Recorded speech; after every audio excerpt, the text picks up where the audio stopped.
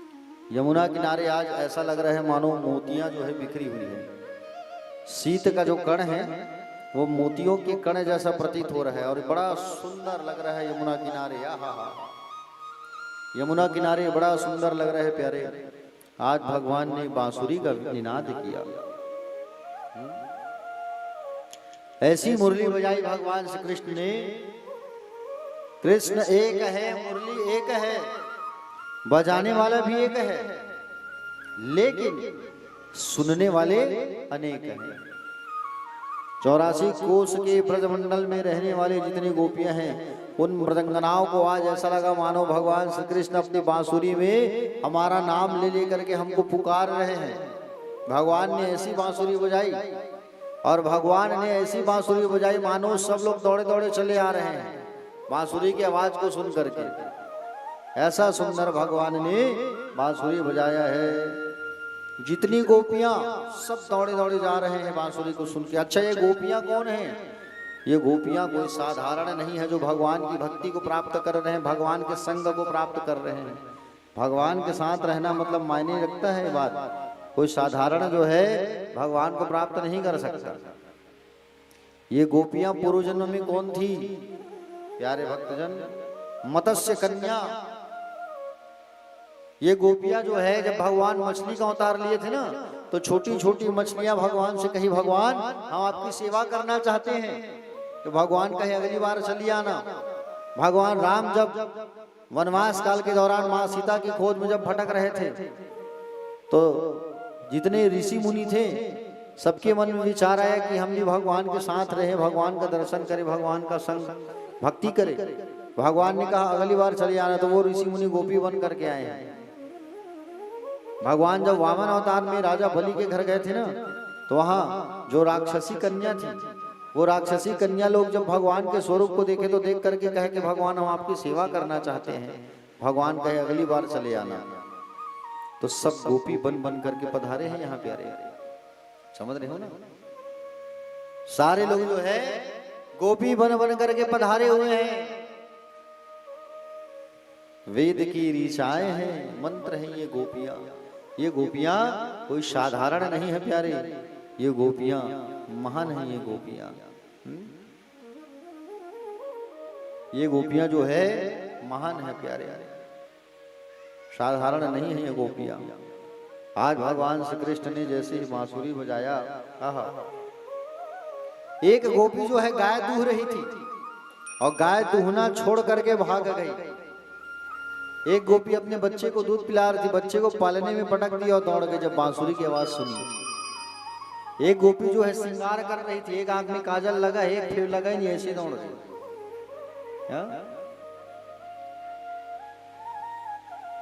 ऐसा सुंदर भगवान ने बांसुरी बजाया और प्यारे बांसुरी की आवाज को सुन करके सब दौड़े चले आ रहे हैं।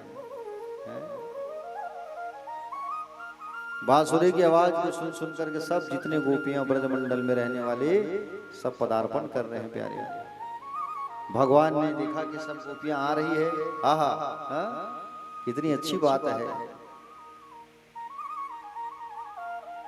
ये गोपियां प्यारे भक्तजन आज भगवान के पास जब पहुंची ये गोपियां, तो भगवान ने सबसे पहले इनका स्वागत किया है। क्या किया है? स्वागत किया है भगवान ने। आओ गोपियों आओ, स्वागतम वो महाभागा प्रियम किम करवाणी वा ब्रजस्यानम कच्चित ब्रुतागमनम कारणम। आओ गोपियों, स्वागत है। आज शरद पूर्णिमा की रात्रि भगवान यमुना किनारे ऐसा सुंदर बांसुरी बजाए कि ब्रज की सारी गोपियां दौड़े दौड़े चले आए भगवान के पास। भगवान पहले स्वागत किए इन सब का। स्वागत है, आओ गोपियों आओ, स्वागतम वो महाभागा प्रियम किम करवाणी वा ब्रजस्यानाम कच्चित ब्रुतागमनम कारणम।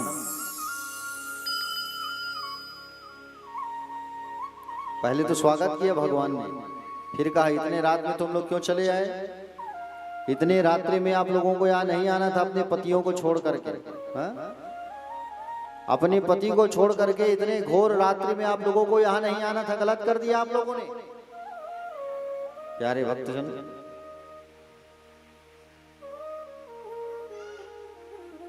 जब कहे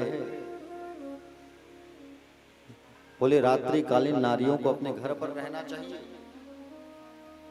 अब तुम लोग जो है अपने काम काज को छोड़ करके यहां पधारे हुए हो, अपने घर वापस चले जाओ। पतियों की सेवा करना एक नारी का कर्तव्य होता है। प्यारे भक्तजन, भगवान ने जब कहा तो ये गोपियां चुप हैं, जवाब नहीं दे रही हैं। भगवान ने कहा अच्छा जंगल देखने आए हो, दृष्टम वनम कुसुमितम राकेश कर कर रंजितम, बोले देख लिया जंगल, अब जाओ, बड़े बड़े शेर भालू है यहाँ तुम्हें खा जाएंगे, चले जाओ।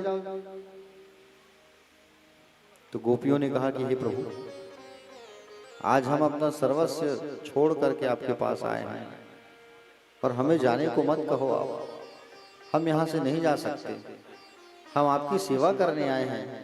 आपने आज बांसुरी बजाया है ना, तो ऐसा लग रहा है मानो बांसुरी में हमारा नाम लेकर के आप पुकारे हो, और आप अगर हमें वापस जाने के लिए कहोगे तो हम अपने प्राणों को यहीं त्याग देंगे, हम अपने प्राणों को त्याग देंगे, प्राण त्याग देंगे हम। उसके बाद बाप भले हमें जो सजा देना है देगा, लेकिन हम आपको छोड़ के नहीं जा सकते प्रभु। आप हमारे श्याम सुंदर हो, हम आपसे इतना प्रेम करते हैं प्रभु कि हम अपने घर बार सबको छोड़ करके आ गए हैं। अच्छा, गोपियों ने भगवान से एक प्रश्न किया। क्या कहा? प्रभु हम आपसे एक प्रश्न करना चाहते हैं। बोले ठीक है करो। एक पतिव्रता नारी अपने पति की खूब सेवा करती है, खूब सेवा करती है, और जब उसका पति पैसा कमाने व्यापार करने बाहर विदेश गया तो अपनी फोटो दे के गया वो, मैं जब तक ना आऊं तो मेरी फोटो की पूजा करना तुम। अब वो वैसे ही करती, फोटो का स्नान कराती, फोटो को भोग लगाती, फोटो की पूजा करती। कुछ दिन बीता और उनके पति का आगमन हुआ। कुछ दिन जैसे बीता और उनके पति का जब आगमन हुआ, पति आकर के जैसे दरवाजा खटखटाने लगे, और जैसे दरवाजा खटखटाने लगे तो दरवाजे पर उसका पति खड़ा है। प्रभु अब बताओ आप, उसको जाके दरवाजा खोलना चाहिए कि फोटो की ही पूजा करते बैठे रहना चाहिए? भगवान श्री कृष्ण ने कहा जब साक्षात पति आ गए हैं, पति जब साक्षात आ गए हैं तो फिर फोटो की पूजा करने से क्या मतलब? बस आपने जवाब दे दिया, जो घर में पति हैं वो फोटो के पति हैं, और आत्मा के पति तो आप हो। आत्मा के पति आप हो। हमें आप जाने के लिए मत कहो प्रभु, हम नहीं जा सकते। भगवान इन गोपियों के साथ नृत्य करना प्रारंभ किए, रास प्रारंभ किए, और जैसे भगवान ने इन गोपियों के साथ रास करना प्रारंभ किया तो इन गोपियों को अहंकार आ गया, अभिमान आ गया। ध्यान से सुनिए कथा, आप लोग बातें मत करो। एक बार सभी हाथ उठा के कहिए, चलिए राधे राधे, श्याम से मिला दे, राधे राधे। प्यारे भक्तजन, भगवान जब इन गोपियों के साथ में रास क्रीड़ा करना प्रारंभ किए, इन गोपियों को अहंकार हो गया, अभिमान हो गया। भगवान हमारे साथ नाच रहे हैं, देखो हमारे सौंदर्य से मोहित होकर के कृष्णचंद्र हमारे साथ नाच रहे हैं। भगवान ने कहा इन गोपियों को अहंकार आ गया है, और इन गोपियों के अहंकार को मुझे दूर करना है। ऐसा कहा करके भगवान राधा रानी को लेकर के गायब हो गए वहां से। राधा रानी को लेकर के गायब हो गए भगवान वहां से। ये गोपियां भगवान को ढूंढने लगी, भगवान हमारे प्राण वल्लभ प्राण प्रियतम कहाँ चले गए आप? हे प्रभु आप हमें छोड़ करके कहाँ चले गए? प्रभु आप आओ वापस, क्यों चले गए हमें छोड़ करके? भगवान को ढूंढने लगे प्यारे। खोजते खोजते खोजते खोजते जब नहीं मिले तो पीपल पेड़ के पास जाकर के पीपल के वृक्ष से पूछा, पीपल क्या तूने हमारे कन्हैया को देखा? पीपल चुप है। बरगद के वृक्ष के पास जाकर के कहा, ऐ बरगद तुम्हें तो दुनिया जो है विष्णु के रूप में पूजा करती है, तुम तो बताओ हमारे कन्हैया कहाँ गए? वो भी चुप है। पृथ्वी मैया से पूछा, हे क्षिति, हे पृथ्वी, अरे तुम तो केशव के चरणों का परम स्पंदन करती हो नित्य, बताओ हमारे केशव कहाँ गए? पृथ्वी मैया चुप है, कोई जवाब नहीं दे रहा है। तुलसी से पूछा, है तुलसी तुम तो भगवान की प्रेयसी हो, तुम तो बताओ हमारे कन्हैया कहाँ गए? भगवान को ढूंढने लगी ये गोपियां कि प्रभु कहाँ गए, आप कहाँ गए, हमें छोड़ करके आओ आओ आओ कन्हैया आओ। ब्रज की गलियों में देख रहे हैं, वन में देख रहे हैं, लेकिन भगवान नहीं दिख रहे हैं। सब ढूंढने लगे भगवान को, प्रभु आप कहाँ चले गए हो, आप आओ, प्रभु आप कहाँ चले गए हो, आओ। भगवान को ढूंढने लगे और भगवान नहीं मिले। ये गोपियां अपने आप को भगवान को ढूंढते ढूंढते स्वयं अपने आप को श्री कृष्ण समझने लगे। ये लोग भगवान को ढूंढते ढूंढते स्वयं कृष्ण बन गए। कोई एक गोपी पर्वत उठा रही है, कह रही है मैं पर्वत उठा ली हूं, मैं हूं कृष्ण आइए। एक गोपी कहती है मैं माखन चुरा रही हूँ, एक गोपी कहती है मैं बांसुरी बजा रही हूँ। भगवान के प्रेम में इतना पागल हो गए कि अपने आप को कृष्ण समझने लगे। जो मार्ग में मिलते, रास्ते में मिलते, उन्हें ही कृष्ण समझने लगते थे लोग। इतना प्रेम इन गोपियों के अंदर भगवान के प्रति, प्रेम की ध्वजा है ये गोपियां जो है। राधा रानी ने देखा मैं जब तक भगवान के साथ रहूंगी तब तक भगवान प्राप्त नहीं होंगे इन गोपियों को। तो वो राधा रानी ने कहा कन्हैया से, कन्हैया मैं चल नहीं पा रही हूं, आप ना मुझे अपने कंधे में उठा लो। आप कहाँ उठा लो? आप कंधे में उठा लो मुझे, मैं चल नहीं पा रही हूं। और भगवान ने कहा, राधा जी को भी थोड़ा सा मान हो गया। भगवान ने कहा ठीक है आओ बैठो मेरे कंधे में। और जैसे ही भगवान ने कहा आओ मेरे कंधे में बैठो, राधा रानी कंधे में बैठ रही थी, उतने में भगवान छोड़ के चले गए, राधा रानी गिर गई। अब तो सब मिल करके ढूंढने लगे प्यारे, सब लोग मिल करके भगवान को ढूंढने लगे। कहाँ हो प्राण वल्लभ? सारी की सारी गोपियां राधा जी को खोजते खोजते, कृष्ण को खोजते खोजते राधा जी से मिल गए। राधा जी से कहा अरे तुम्हें भी छोड़ दिया कन्हैया ने? तो राधा जी ने कहा हो सकता है मेरे जीवन में भी कोई कमी रही होगी, इसलिए मुझे भी छोड़ के चले गए। आओ सब लोग मिल करके ढूंढते हैं भगवान कन्हैया को। ऐसा कहा करके सब लोग मिल करके भगवान को ढूंढने लगे। कहाँ? यमुना के किनारे। भगवान कहीं पर भी मिले या न मिले, लेकिन यमुना के किनारे भगवान जरूर मिलते हैं। यमुना किनारे भगवान तुम्हें जरूर मिलेंगे, याद रखना, कहीं मिले या ना मिले। क्योंकि यमुना कौन है? यमुना भगवान की पटरानी है। यमुना जो है भक्ति है प्यारे। समझ रहे हो ना? भगवान को ढूंढते ढूंढते ढूंढते ढूंढते ये लोग जो है गीत गाने लगे। क्या गीत? गोपी गीत, जिसे भागवत में कहते हैं गोपी गीत। जयति तेधिकम्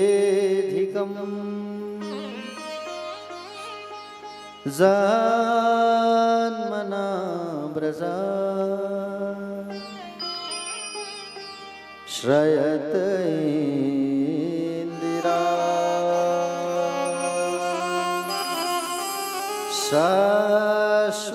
शाश्वतत्रहि दैतदृश्यता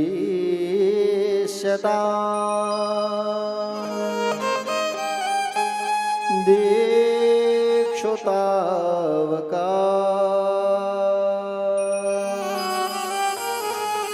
सत्वयी धृता सवसत्वा विचिन्वते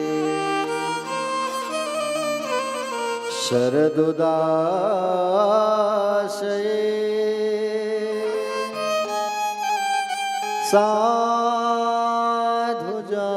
साधुजातसा सतसरसिजोदर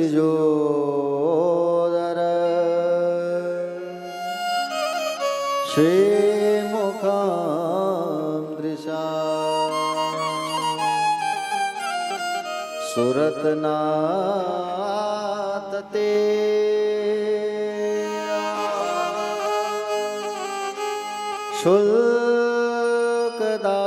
शुल्कदासिका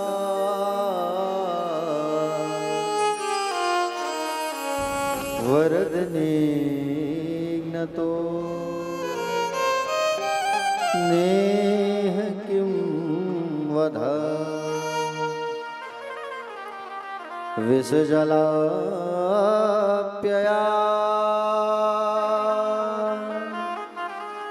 व्यालराक्षसा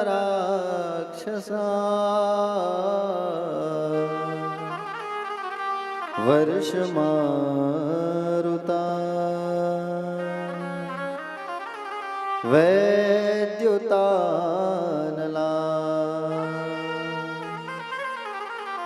जयति तेऽधिकम्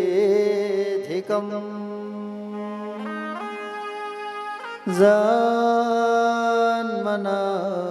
वृषा श्रयत इंदिरा शश्वदत्रि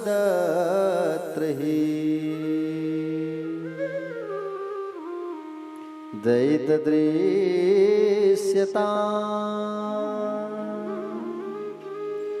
दीक्षुतावका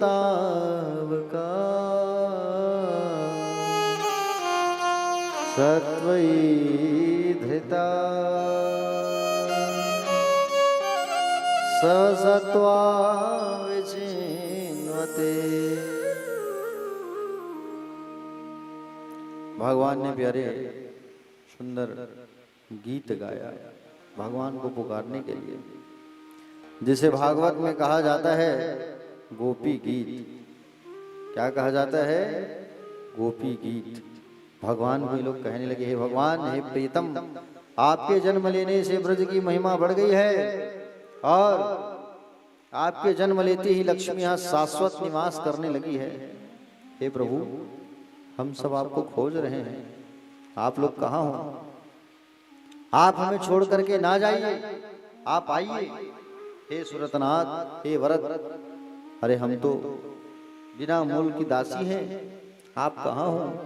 आपके बिना हम यहाँ नहीं रह सकते। अगर हमें छोड़ के जाना ही था तो आपने ब्रज में जब आग लगा उस आग से क्यों बताया?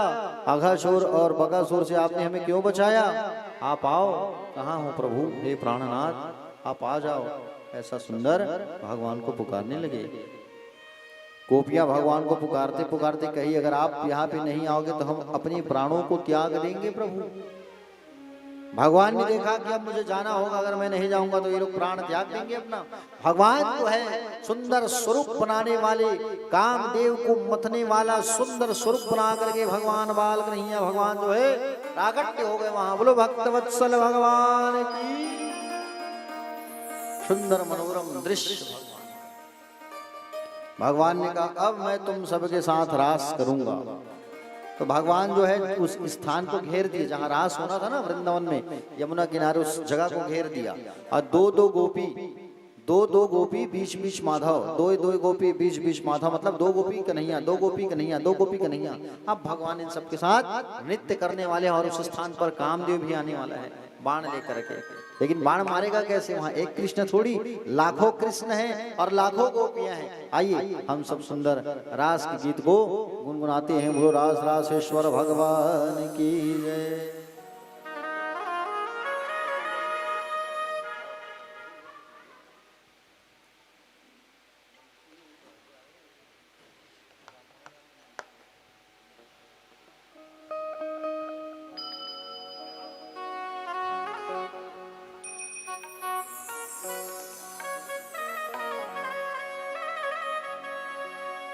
और ग्राम भिंडरी से पधारे हुए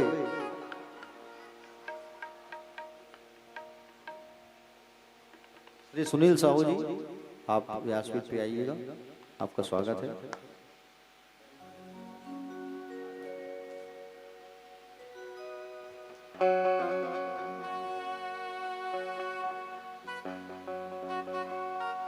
ग्राम भिंडरी में देवी भागवत की कथा है हमारी 19 जनवरी से। आप सब आना जरूर। 19 जनवरी में भिंडरी गांव में होगा कथा।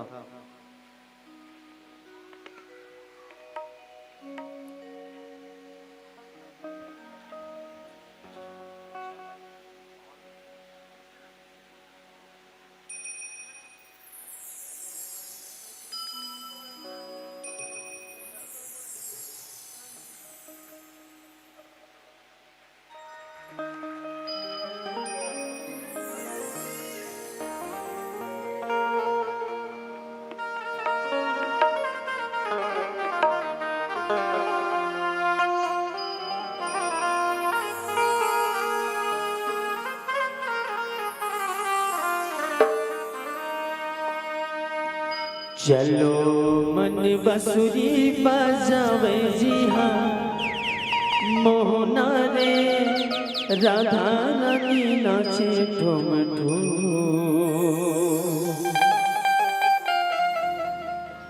रासे रचाए जी हाँ गोकुल गोवाला रे मृदंग बजे धूम धूम मोर सुवना मृदंग बजे धूम धूम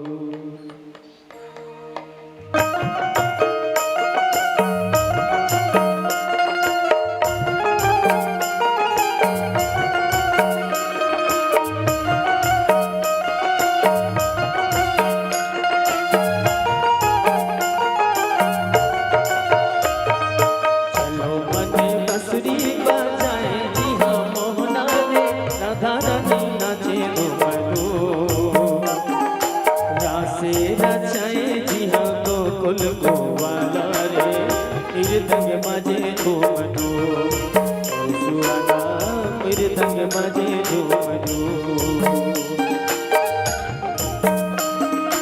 चलो बने बंसुरी बजाए जी हाँ मोहना रे राधा रानी नाचे धूम धूम रासे रचाए जी हाँ गोकुल गोवाला रे मृदंग बजे धूम धूम सुहाना मृदंग बजे धूम धूम हरे हरे नाना सुवना हरे हरे नाना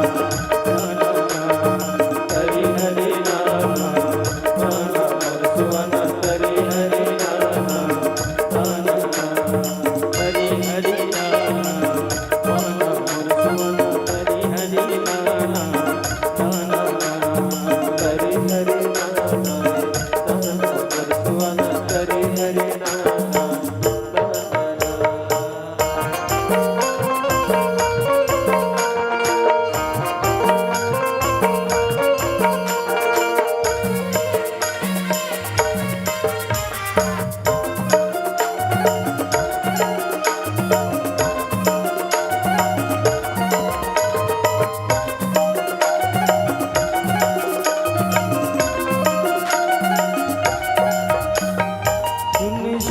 कदम के छैया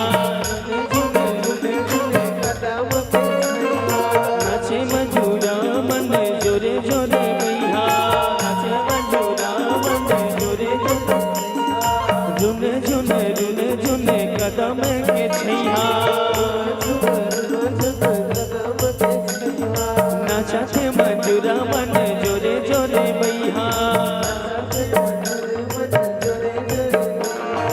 कदली का छान जी हाँ बोले पपिहारे भवना गुनगुनाए बाने धूम और सुवना बोराए झूम झूम चलो मने बंसुरी बजाए जी हाँ मोहना रे राधा रानी नाचे झूम झूम आसे रचाए जी हाँ गोकुल गोवाला रे मृदंग बजे झूम झूम और सुवना मृदंग बजे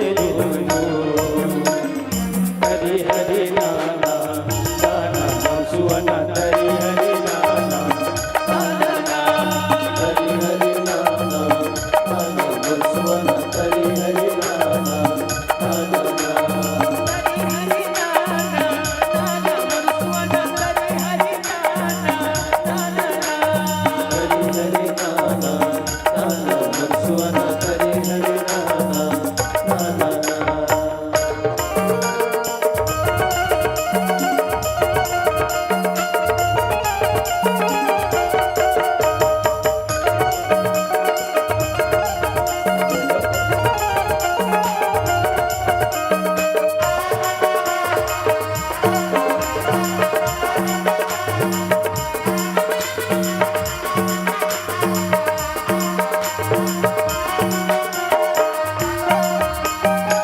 बंसी वटमा मोर करिया सावर करिया बोला आवे नहीं बंसी वटे बंसी वटमा मोर करिया सावर करिया बोला ओ बंसी वटमा मोर करिया सावर करिया बोला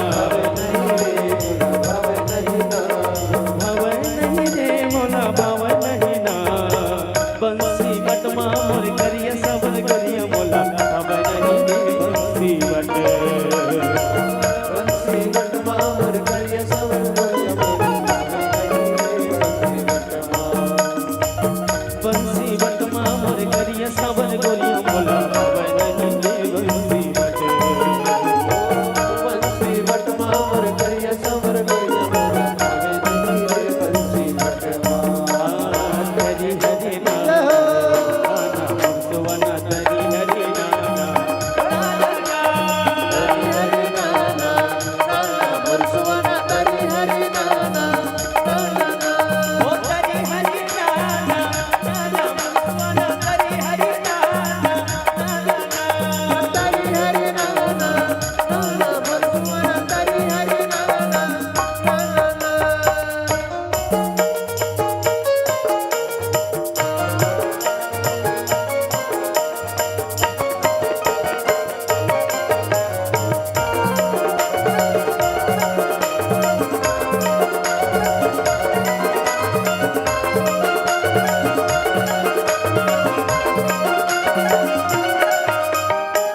नंद की कन्हैया यशोदा जी के ललना जी यशोदा जी के ललना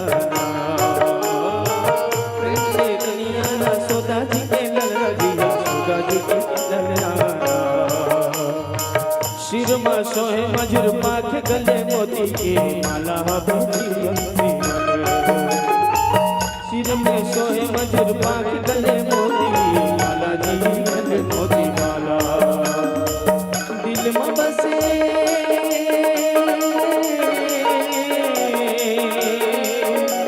दिल में बसे मुरली वाला रे दिल में बसे मुरली वाला रे बंसी बटवा पर करिए सबर करिए मोला बंसी बटवा मोर करिए सबर करिए मोला नहीं दे बंसी बटवा पर करिए सबर करिए मोला नहीं दे बंसी बटवा चलो बन बसुरी बजाए जी हम रे राधा रानी लगे तो मनु रासे रचाए जी हाँ गोकुल गोवाला रे मेरे लग बजे रो मनु और सुहाना मेरे लग बजे रो मनु चलो बने बसुरी बजाए जी हाँ मोहना राधा रानी लगे तो मनु रासे रचाए जी हाँ गोकुल गोवाला रे मेरे लग बजे रो मनु और सुहाना मेरे लग बजे रो मनु हर तरी हरि नाना सुहाना तरी हरि नाना तरी हरि नाना सुहाना तरी हरि नाना हरि हरि नाना सुहाना तरी हरि नाना हरि हरि नाना सुहाना तरी हरि नाना हरि हरि नाना सुहाना तरी हरि नाना हरि हरि नाना सुहाना तरी हरि नाना बोल रास रचैया भगवान की राधे राधे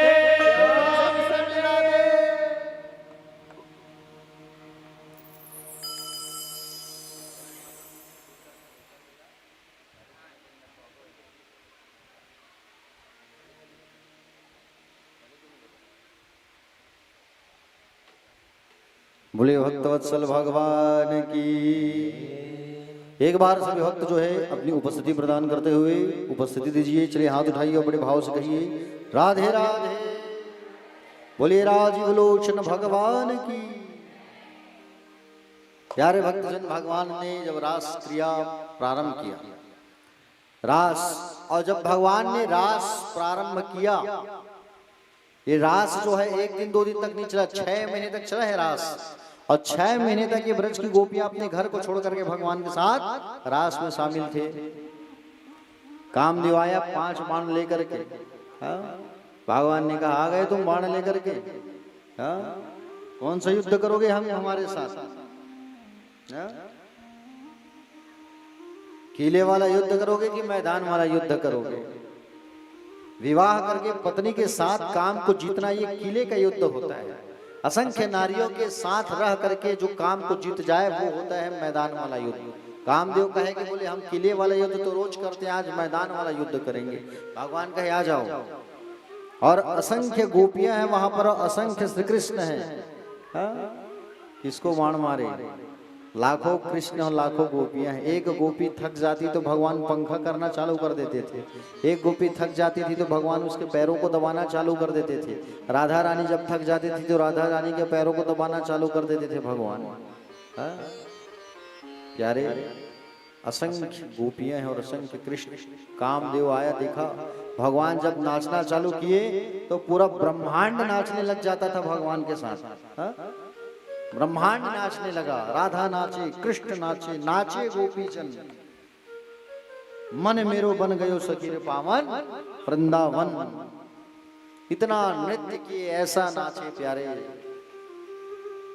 भोलेनाथ से तो रह नहीं गया, भोले बाबा भी आ गए, लेकिन उन्हें अंदर आने नहीं दिया। गोपियों ने बाहर ही रोक लिया। आना है तो गोपी बनना पड़ेगा, तो कहे कैसे बने, जाओ प्रेम सरोवर में डुबकी लगाओ, ऑटोमेटिक गोपी बन जाओगे। प्रेम सरोवर में जाकर डुबकी लगाया तो भोलेनाथ नारी बन गए, स्त्री। और वहां आज भी गोपेश्वर महादेव के रूप में भगवान विराजमान है। आज भी वहां भगवान भोलेनाथ को सजाया जाता है गोपी के रूप में। ठीक है, गोपेश्वर महादेव। सुबह जाओगे ना तो फिर अलग रहेंगे, और शाम को जाओगे तो अलग दिखेंगे भगवान। शाम को गोपी के रूप में उनको सजाया जाता है। इसलिए जरूर वृंदावन जाओगे तो गोपेश्वर जी का दर्शन जरूर करना आप लोग। ठीक है, गोपेश्वर महादेव की महिमा अपरंपार है। अगले महीना, ये अक्टूबर चल रही है ना, आज 8 अक्टूबर है, और अगले महीना हम लोग इसी 8 तारीख को वृंदावन में रहेंगे। हमारी कथा चलते रहेगी वृंदावन में। तो आप लोग जो जा रहे हैं वो तो साक्षात देखोगे, और आप लोग नहीं जा पाओगे जो कोई, तो यूट्यूब में देख सकते हो बैठ के कथा को। लेकिन कथा सुबह चलेगी वहाँ 9 बजे से 12 बजे तक। तो मोबाइल में आएगा नोटिफिकेशन, मोबाइल में बैठ के यूट्यूब में कथा देखना आप लोग। वृंदावन धाम में है अगले महीने कथा जो है, विरागी आश्रम पर। प्यारे भक्तजन, भगवान भोलेनाथ आए, नारी बनकर वो विरास में नाचने लगे। कामदेव का अहंकार टूट गया, मैं बाण किसको मारूं, यहाँ तो लाखों कृष्ण हैं और लाखों गोपियां हैं। अहंकार टूट गया कामदेव का, कामदेव वापस चला गया। प्यारे भक्तजन, भगवान श्री कृष्णचंद्र ने इस धराधाम पर जो ज्ञान नहीं है, वो ज्ञान भगवान ने गोपियों को दिया है अपने अधरों से। एक एक गोपी को भगवान ने अधरामृत प्रदान किया है। धरा मतलब होता है पृथ्वी, और उसमें अधर जोड़ दोगे तो हो जाएगा होठ। इन होठों से भगवान ने वहां सबको ज्ञान का अमृत पिलाया है। जो ज्ञान इस धराधाम पे किसी को नहीं मिला, वो ज्ञानामृत भगवान ने इन गोपियों को दिया है। प्यारे भक्तजन, और आगे भगवान श्री सुखदेव जी महाराज कहे राजा परीक्षित से, एक बार नंद बाबा ब्रजवासियों को लेकर के अंबिका वन गए थे। वहां सबने भगवान शंकर और माता पार्वती की पूजा किया। उसी जंगल में एक अजगर रहता था, अजगर। वो नंद बाबा के पैरों को पकड़ लिया जोर से। भगवान दौड़े दौड़े आए, और भगवान दौड़े दौड़े आए और अपने चरणों का स्पर्श किया उस अजगर के ऊपर। तो वो क्या बन गया, एक सुंदर व्यक्ति बन गया। वो सर्प जो है व्यक्ति बन गया। भगवान ने पूछा कौन हो, तो कहे हम विद्याधरा कस्य सुदर्शन इति श्रिता श्रिया स्वरूपा संपत्ति विमाननाश्रम दिशा। बोले मैं सुदर्शन, मेरा नाम है सुदर्शन। बहुत सुंदर था, और सुंदरता के मद में आकर के, घमंड में आकर के मैंने अंगिरा गोत्र वाले ऋषि मुनियों का अपमान कर दिया, तो मुझे श्राप दे दिया था, तो मैं अजगर बन गया था प्रभु। और आज आपके चरणों का स्पर्श होते ही मैं अपने वापस शरीर को प्राप्त कर लिया। ऐसा सुंदर वो कहने लगा। प्यारे भक्तजन, नारद जी जो है कंस के पास पहुंच गए, और कंस के पास पहुंच करके नारद जी कहने लगे कि बोले कंस, तुम यहाँ बिल्कुल चुपचाप बैठे हुए हो। अरे तुम्हारा जो काल है वहां वो मथुरा में, बोले गोकुल में है। कब तक तुम यहाँ चुप रहोगे, उसे बुलाओ, बुला के मार डालो। कंस ने कहा अच्छा, मारूं कैसे, बुलाऊं कैसे? बुलाने का एक तरीका है, सुनो ध्यान से। तुम्हारे पास धनुष रखा हुआ है। हा? क्या रखा है तुम्हारे पास? बोले एक धनुष रखा हुआ है, और उस धनुष को तुम जो है, धनुष के बहाने तुम क्या कराओ, धनुष यज्ञ कराओ तुम। और धनुष यज्ञ जब कराओगे तुम, तो उस धनुष यज्ञ का क्या करना, कार्ड छपवाना। और कार्ड छपवा करके पूरे आसपास के गांवों में कार्ड बंटवाना। मेला कराओ तुम, मेला। और उस धनुष यज्ञ का जो मेला होगा उसका निमंत्रण लेकर के वृंदावन भेजो, और उसे वापस बुलाओ कृष्ण और बलराम को, और बुला करके मार डालना तुम्हारे काल को। नारद जी ऐसा जाके अगर नहीं कहते तो कंस की मृत्यु नहीं होती, और कंस को मरना जरूरी है। और भगवान ने वादा भी किया है माया देवकी से 11 साल 56 दिन तक लौट के आ जाऊंगा, है ना।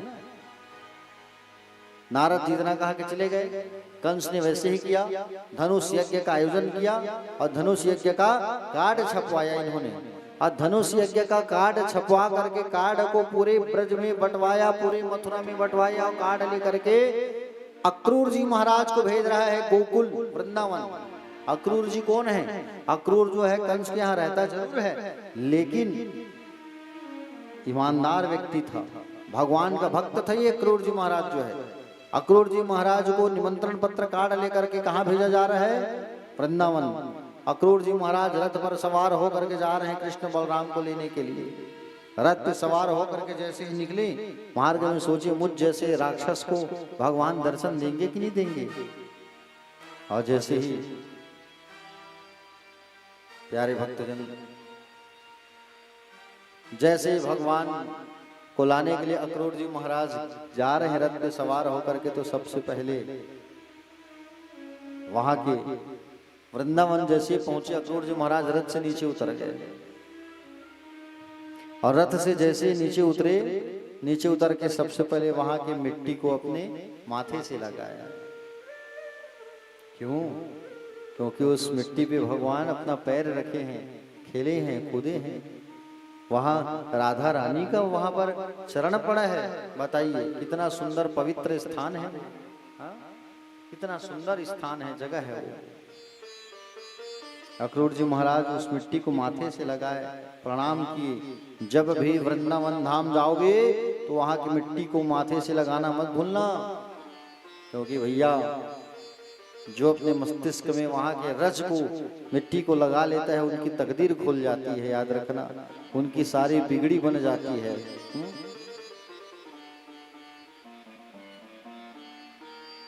सारा का सारा बिगड़ा उनका बन जाता है, जो एक बार वहां के रज को अपने माथे से लगा लेता है। याद रखना, समझ रहे हो ना? हाँ प्यारे भक्तजन, वृंदावन के रज में बहुत शक्ति होता है। जब जाओगे तो वहां के रज को ले आना, और रज को लाना क्या क्या काम आता है बता रहा हूं। वहां के वृंदावन के रज को आप ला करके अगर अपने गले में रखोगे तो कभी भी लक्ष्मी की कमी नहीं होगी, याद रखना।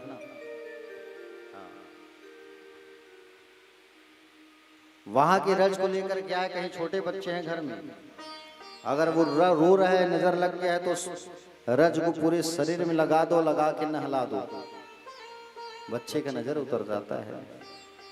वृंदावन के रज में बहुत शक्ति, बहुत शक्ति। अगर आपका व्यवसाय दुकान नहीं चल रहा है तो वहां के रज को ला करके आप अपने गले में रख दो, इतना लक्ष्मी का आगमन होगा, पूछो मत।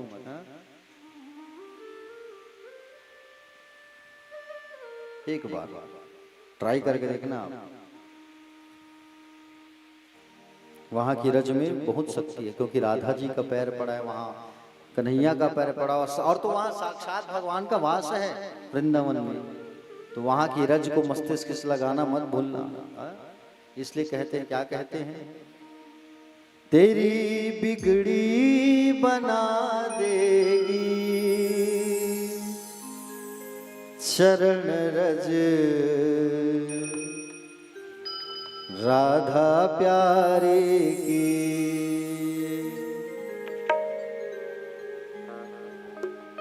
तेरी बिगड़ी बना देगी चरण रज राधा प्यारे की। चरण राधा प्यारी की, तेरी बिगड़ी बना देगी चरण रज राधा प्यारे की। चरण रज राधा प्यारे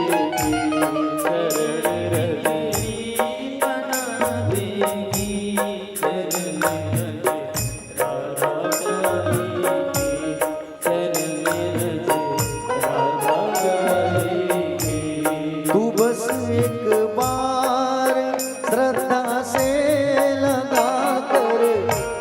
मस्तक पर लगा कर, देख मस्तक पर लगा कर, देख मस्तक पर सोई सोई सोई सोई सोई किस्मत जगा देगी, चरण रज श्यामा प्यारी की, चरण रज श्यामा प्यारी की। तेरी बिगड़ी बना देगी, चरण रज श्यामा प्यारी की, शरण रज श्यामा प्यारी की।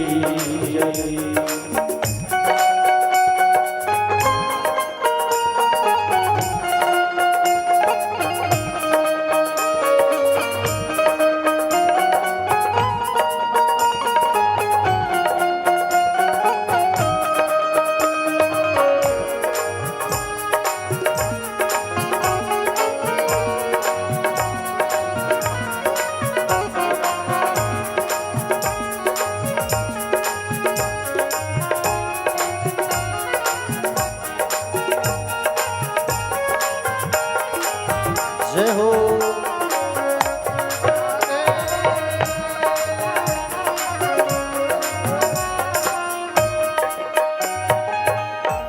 दुखों के घोर बादल हो या लाखों आंधियाँ आए, लाखों आंधियाँ आए, लाखों आंधियाँ आए, दुखों के घोर बादल हो या लाखों आंधियाँ आए, लाखों आंधियाँ आए, तुझे तुझे तुझे तुझे तुझे सबसे बचा लेगी,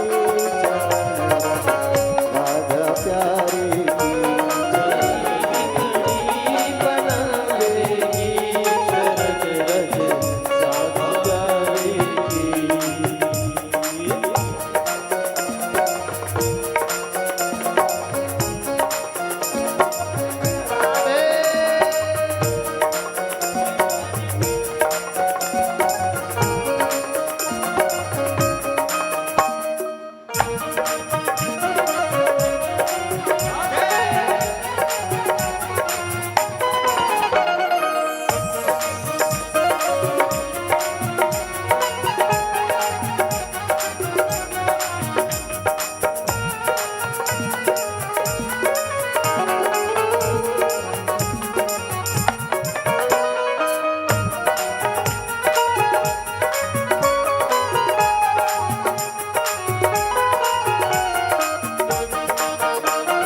जय हो।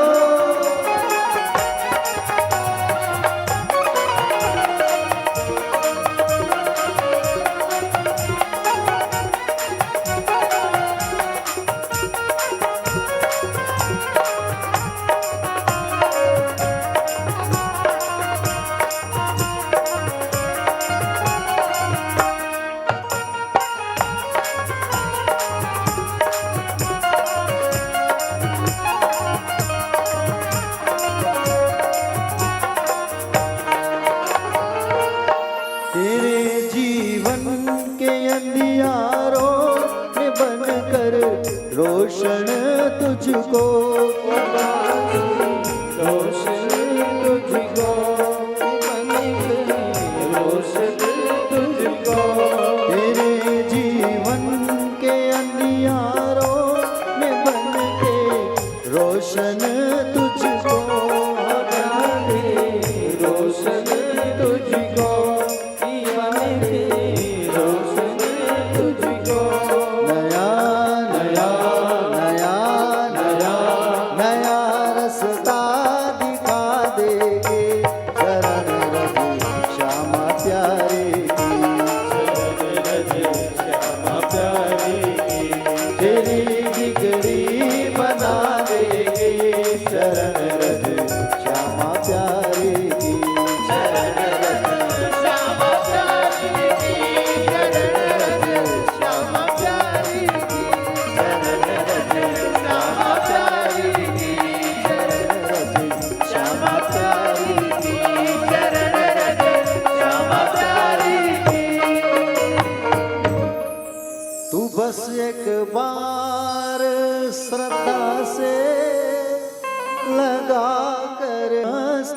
पे लगा के देख मस्तक पे,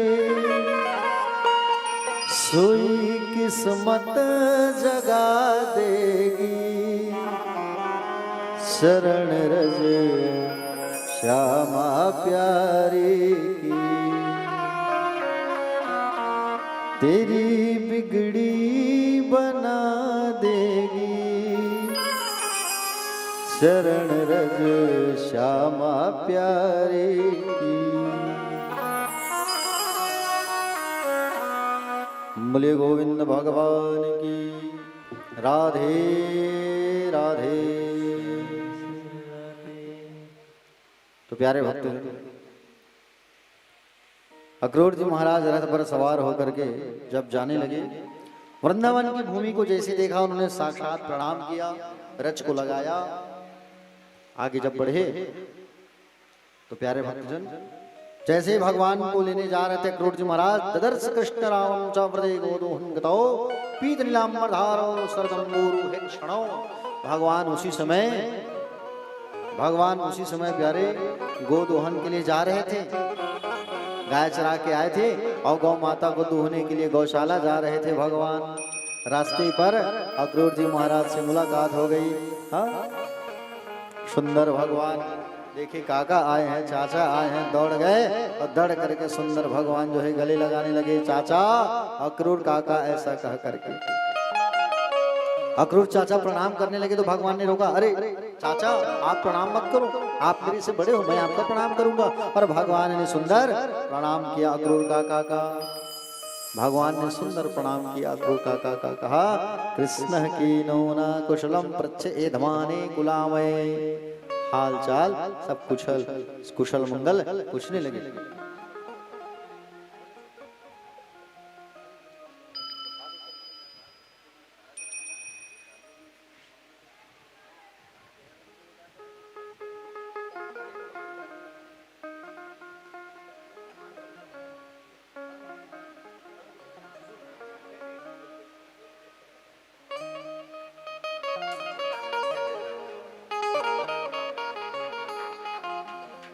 प्यारे भक्तजन हाल चाल पूछने लगे और हाल चाल पूछने के बाद कहे भगवान, काका आप मुझे लेने आए हो, मुझे पता है। बोले हाँ कन्हैया, कंस ने मुझे भेजा है, कंस ने मुझे भेजा है पत्रिका लेकर के धनुष यज्ञ का। बैठ जाइए आप लोग, बातचीत ना करें, निवेदन चाहूंगा मैं। जो माता लोग पूजा कर चुके हैं पूजा करके बैठ जाइए आप लोग। ऐसे में क्या है, कथा में थोड़ा डिस्टरबेंस होता है। बैठ जाइए बैठ जाइए।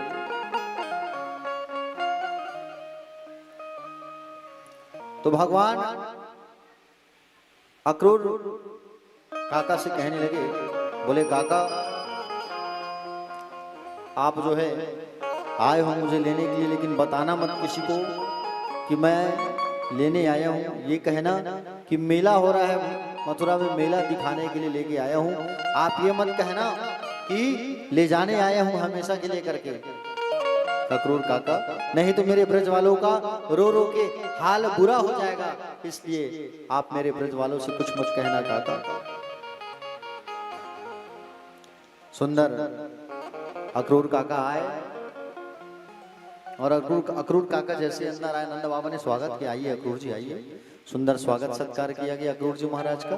भोजन वोजन कराया गया और भोजन करने के बाद सुंदर रात्रिकालीन बैठे, और रात्रिकालीन जब बैठे तो चर्चा पर चर्चा होने लगी प्यारे। रात्रिकालीन पर चर्चा होने लगा, क्या हाल चाल है अक्रूर जी, सब मथुरा में सब ठीक तो है ना।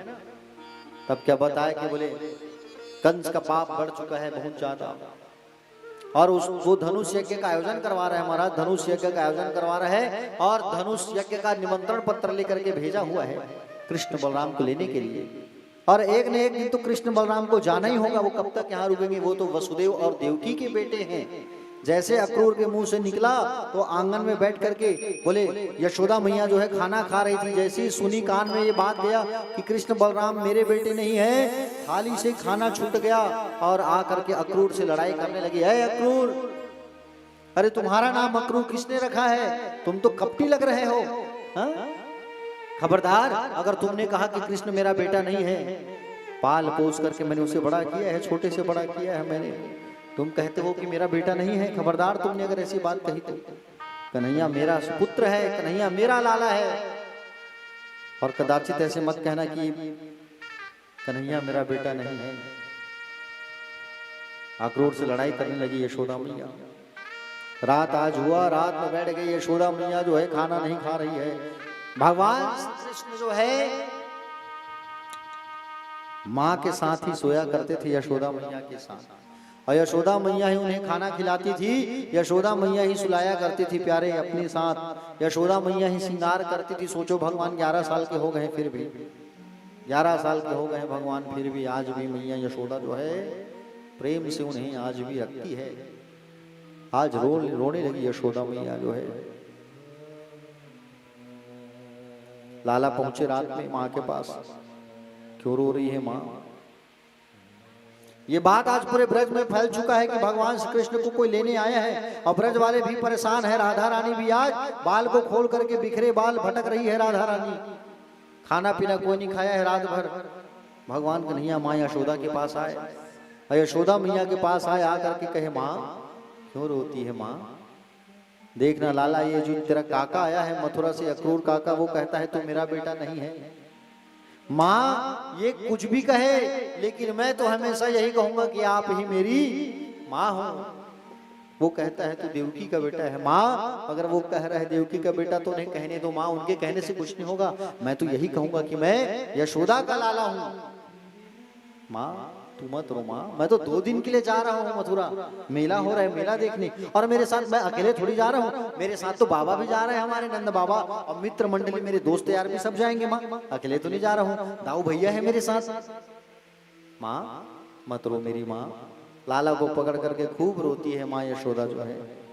रात बीत गया रोते रोते। सुबह जैसे हुआ रथ पर आकर के बैठे, और रथ पे आके जैसे ही बैठे भगवान कन्हैया, यशोदा मैया आरती की थाल लेकर के आई, आरती नहीं कर पा रही है। भगवान अपने बाबा से कहे बाबा पीछे पीछे आप आओ, मैं आगे बढ़ रहा हूँ। रथ पे जैसे ही आगे बढ़ने लगे तो ब्रज वाले आगे खड़े हो गए। अब ब्रज वाले आकर के खड़े हो गए सब, और कहने लगे कि बोले अगर अक्रूर जी महाराज अगर आप हमारे कन्हैया को लेके जाओगे तो सबसे पहले हमारे सीने से इस रथ को चला दो, और रथ को चला दो, उसके बाद में आप लेकर के जाओ, मना नहीं है। लेकिन जब तक हम हैं हमारे कन्हैया को कोई हमारे ब्रज से वृंदावन से कोई दूर लेकर के नहीं जा सकता। खबरदार महाराज, आप लेकर के मत जाओ हमारे कन्हैया को। ब्रज वाले एक दूसरे के हाथ को पकड़ करके रथ के सामने खड़े हो गए हैं। भगवान कन्हैया उतरे रथ से, और रथ से उतर करके भगवान आए राधा रानी के पास। श्री जी मुझे जाना होगा, मेरे पिताजी और माता जेल में बंद हैं, उसे छुड़ाना होगा राधे। मैं वादा करके आया हूँ 11 साल 56 दिन में लौटूंगा, और अगर एक दिन भी लेट हुआ तो मेरी माँ उस जेल में अपने प्राण त्याग देगी। राधे आज मैं अपना बांसुरी तुम्हें लेके जा रहा हूँ, जब जब मेरी याद सताएगी राधे इस बांसुरी को बचा देना, तुम मैं दौड़ा चलाऊंगा। भगवान ने बांसुरी को दिया। भगवान ने कहा राधा मुझे रास्ता दो, रास्ता प्रदान करो मुझे। प्यारे भक्तजन, सारे गोप ग्वालों ने रास्ता प्रदान किया, सारे गोप ग्वालों ने रास्ता प्रदान किया। भगवान रथ पर सवार होकर के चले आगे बढ़े। मार्ग में अक्रूर काका जो लेने आए भगवान को, वो यमुना नदी में जाकर के नहाने लगे, और यमुना में जाकर के जब स्नान करने लगे, और स्नान करने लगे तो स्नान करने जैसी यमुना में जब घुसे तो भगवान के स्वरूप का दर्शन करने लगे। जो छवि रथ में बैठी है उसी छवि का नदी के अंदर देखने लगे, उस छवि को बताइए। फिर निकले, और निकल करके जब देखे तो दोनों यूं कृष्ण बलराम रथ पे बैठे हुए हैं। कृष्ण बलराम रथ पर बैठे हुए हैं। जैसे निकले दोनों रथ पे बैठे, फिर नदी में घुसे तो दोनों नदी के अंदर दर्शन दिए भगवान ने अक्रूर महाराज को। अक्रूर जी भगवान से कृष्ण बलराम को लेकर के जाने लगे मथुरा। जैसे मथुरा पहुंचे अक्रूर जी को कहा, कन्हैया ने बोले काका रथ यही बगीचे में ठहराओ आप, और जाके कंस मामा को बता देना कि मैं कुशल मंगल आ गए हूं, जाओ। अक्रूर जी महाराज कहे कन्हैया इस बगीचे में क्यों रुक रहे हो, आप मेरे घर चलो। कन्हैया ने कहा जिस काम के लिए मैं आया हूं उस काम को मुझे पूरा करना है, और जब तक वो पूरा नहीं होगा मैं कहीं नहीं जा सकता। ऐसा भगवान ने कहा। पीछे से नंद बाबा और भगवान के मित्र पहुंचे बगीचे पर। भगवान के मित्रों ने कहा कि बोले कन्हैया बड़ी इच्छा हो रही है, थोड़ा सा मथुरा घूम करके आ जाते। मथुरा शहर है तो शहर थोड़ा घुमा के ले आते हमें, चलो। भगवान ने नंद बाबा से परमिशन लिया, पूछा बाबा क्या मैं अपने मित्रों को थोड़ा सा घुमा के ले आऊं मथुरा? बोले ठीक है चलो जाओ, लेकिन हाथ को पकड़ करके जाना। बोले छोटे छोटे हो तुम लोग, इधर उधर भटक ना जाओ, एक दूसरे के साथ जाना, जाओ। और कृष्ण कन्हैया लाल अपने मित्रों को लेकर के कहाँ गए? घुमाने के लिए मथुरा। अब मथुरा जैसे ही प्रवेश किए तो सबसे पहले नदी के किनारे एक धोबी बैठा था। भगवान ने देखा कि धोबी मामा कपड़े साफ कर रहा है। कहाँ का कपड़ा धोता था वो धोबी? कृष्ण। बोले कंस के यहाँ रहने वाले सिपाही मंत्री कंस का, इन सब का वो कपड़ा धोता था वो धोबी, रंग बिरंगे सुंदर सुंदर कपड़े। भगवान के मित्रों ने देखा तो कहा कि बोले कपड़ा हमें दे दो, इच्छा है पहनने की। भगवान के मित्रों ने कहा बोले कन्हैया कपड़े मांगो ना उस धोबी से। भगवान जाके कपड़ा मांगे। बोले ओ धोबी मामा, अरे कपड़ा दे दो, हमारे मित्रों की पहनने की इच्छा है। धोबी ने कहा बड़े आए तुम, गांव के गंवार, हाँ, और राजश्री वस्त्र पहनूंगा कह रहे हो तुम लोग? पहले अपने आप को देखो तुम लोग कहां से आए हो तुम लोग। भगवान के मित्रों को जब भला बुरा कहा वो धोबी तो भगवान को गुस्सा आया।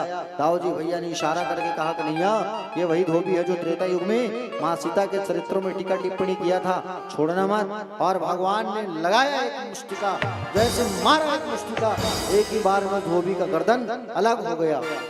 धोबी का राम नाम सत्य हो गया। भगवान ने कहा चलो चलो जल्दी जल्दी कपड़े पहन लो, जिनको जो कपड़ा अच्छा लग रहा है पहनो। और सब कपड़े पहने। भगवान के दोस्त लोग ना छोटे छोटे थे और कपड़ा बड़ा बड़ा था, और कपड़ा ढीला ढाला हो गया। उसी ढीले ढाले कपड़े को लेकर के आगे बढ़ने लगे। आगे जब बढ़े तो मथुरा वाले निकल निकल के भगवान को देख रहे हैं, देखो ये वसुदेव का बेटा है कृष्णचंद्र है, सब प्रणाम करने लगे। एक दर्जी मिला वायक नाम का, वो दर्जी भगवान का भक्त था। उस भगवान के पास आके कहा भगवान मैं आपकी सेवा करना चाहता हूँ, सेवा का मुझे मौका दे दो। भगवान ने कहा सेवा करना ही चाहते हो तो मेरे जो ये दोस्त हैं मित्र हैं उनके जो कपड़े हैं ना वो ढीले ढाले हैं, तुम थोड़ा सा टाइट फिटिंग करके काट फिट के सिल के दे दो। तो वो दर्जी जो है भगवान के मित्रों के कपड़ों को टाइट फिटिंग करके देता है। भगवान आशीर्वाद दिए जाओ फूलते फलते रहो। ऐसा आशीर्वाद दिया भगवान ने उस दर्जी को कि दर्जियों के ऊपर आज भी वो आशीर्वाद बना हुआ है, कायम बना हुआ है। कैसे? अब आप लोग ब्लाउज कपड़ा सिलाने जाते हो दर्जी पास, ब्लाउज कितना में खरीदते हो कपड़ा? 100 रुपये 150 रुपये है नहीं, और सिलाई भर जाता हो तो 4 200 दिन लगते, 300 दिन लगते, जस्ट डबल रहता है कि नहीं? कपड़ा जितने में खरीदोगे उससे अधिक उसका सिलाने का चार्ज देना रहता है। हाँ, टेलर मन ऊपर भगवान के आशीर्वाद है भैया। आज भी कलयुग में कृष्ण ने उनसे पहले परिचय पूछा, बोले देवी कौन हो तुम? तो उन्होंने कहा कि बोले दासस में हम सुंदर कंठ सम्मता त्रिवक्र नामा वानुलेप कर्मणि मदभावितम भोजपदरित्यम विना युवाम पुण्यतमस्तद रहती। मैं कंस की दासी हूँ महाराज, मेरा नाम है त्रिवक्रा, मेरा नाम सरेंद्री है, लोग मुझे कुब्जा कहते हैं, लोग मुझे कुब्जा कहते हैं। मैं कंस को चंदन लगाती हूँ, लेकिन आज मेरा मन हो रहा है कि मैं आपको चंदन लगा दूं, मैं आपको आज चंदन लगाऊं, ऐसा मेरा मन हो रहा है कहे। और भगवान को चंदन लगा देती है, और भगवान को चंदन लगाई तो भगवान प्रसन्न हो गए केवल चंदन लगाने से। ठीक है ना? आप लोग चंदन लगाते हो भगवान को? चंदन लगाते हो भगवान को? कितने लोग लगाते हो भगवान को चंदन? बहुत बढ़िया। कौन सी उंगली से लगाते हो भगवान को चंदन? अनामिका से। बहुत बढ़िया। ये उंगलियों का प्रयोग भी अलग अलग स्थानों के लिए होता है। ये जो उंगली है तर्जनी, इससे तिलक किसको लगाते हैं? पितृ देवताओं, जो चले गए हैं संसार से, जिनकी फोटो रखी है पितृ देवताओं की। पितरों की जो फोटो होती है उसे दक्षिण दिशा में रखना चाहिए। तो पितरों में टीका लगाओ इस उंगली से। मनुष्यों पे अगर टीका लगाना है तो अंगूठे से। भगवान में अगर तिलक लगाना है तो अनामिका से। ठीक है? तिलक का बड़ा महत्व होता है। और तिलक जब भी लगाओ, चाहे घर में लगाओ चाहे शिवलिंग में लगाओ, तिलक लगाओ तो याद रखना ये तुम्हारा जो नाखून है वो बड़ा नहीं होना चाहिए। नाखून अगर टकराया भगवान से तो तुम्हारा पूजा व्यर्थ है। वैसे नाखून किनके किनके बड़े बड़े हैं, ईमानदारी से बताना। जिनके नाखून बड़े होते हैं उनको एक उपाधि मिली है, उपाधि का नाम भलो बताऊं मैं। चलो, किनके किनके नाखून बड़े हैं? अक्सर दाई मल्ला बहुत शौक रहे थे नाखून बढ़ाए, सुने भानु? हाँ, तो नाखून किनके किनके बड़े हैं? जिनके जिनके नाखून बड़े हैं उनके हाथ से पानी भी नहीं पिया जाना चाहिए, उनके हाथ का भोजन भी नहीं करना चाहिए। समझ रहे हो नहीं? हाँ, जिनके नाखून बड़े बड़े होते हैं उनके हाथ से पानी नहीं पीना चाहिए, उनके हाथ से भोजन नहीं करना चाहिए। जिनके नाखून बड़े होते हैं उन्हें शूर्पणखा कहा जाता है। अब आप लोग जानो किनके किनके नाखून बड़े हैं, मैं तो नहीं देख रहा हूं यहां से। ठीक है, नाखून बिल्कुल नहीं रखना, ठीक है। और नाखून अगर रखे हो आप, शौक है बढ़ाने का, तो उसे काट देना। कब कब नाखून नहीं काटना चाहिए? गुरुवार को, शनिवार को और मंगलवार को नाखून नहीं काटना चाहिए, ठीक है। इसका ख्याल रखना। खासकर माताओं को तो ये सब चीज बिल्कुल नहीं रखना चाहिए, नाखून बड़े नहीं होना चाहिए, ठीक है। माताओं को तो बिल्कुल शुद्ध और पवित्र रहना चाहिए। साथ में तुलसी की माला भी सब गले में धारण करना। शास्त्र तो ये भी कहता है कि जिनके गले में तुलसी की माला नहीं होती उनके हाथ से भी जल नहीं पीना चाहिए।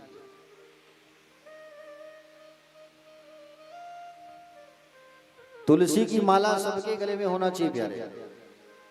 ऐसा मत, कई लोग ऐसा कहते हैं कि जिनके माता पिता जीवित हैं तुलसी माला कैसे पहने, ऐसा नहीं है। छोटा बच्चा जन्म लिया उसको भी तुलसी माला पहना। आप रोज जो है गंगा और यमुना लिया गया है, कृष्ण बलराम सभागार में जाने लगे। करेण वामन सलिल मुद्रितम सज्जम चक्रत्वान मिशेन पश्यताम, जाने लगे। तो कुबलिया पेड़ हाथी रोक लिया, बोले नहीं जा सकते, रोको। भगवान श्री कृष्ण बलदाऊ कहे ऐसे नहीं मानेगा, युद्ध करना पड़ेगा। भगवान श्री कृष्ण सूर्य को पकड़े और दाऊ जी पुंज को पकड़े और उठाए और उठा करके पटक दिए। एक ही बार में उस हाथी का राम नाम सत्य। भगवान दौड़े दौड़े दौड़े दौड़े दौड़े दौड़े दौड़े दौड़े दौड़े दौड़े दौड़े दौड़े दौड़े दौड़े गए जहां धनुष रखा था। वो धनुष को भगवान श्री कृष्ण उठाए और तोड़ दिए। पलक झपकने में जितना समय लगता है उससे भी कम समय में तोड़ दिया धनुष। कंस ऊपर बैठा है। कंस आदेश किया चाणूर मुष्टिक बड़े बड़े योद्धाओं को जाओ युद्ध करो। मल्ला नाम सनी नराम नरवरास्त्रणाम स्मरो मूर्तिमान गोपानाम सुनोस्ताम चतुर्भुजाम शास्त्र सवित्रो ससु।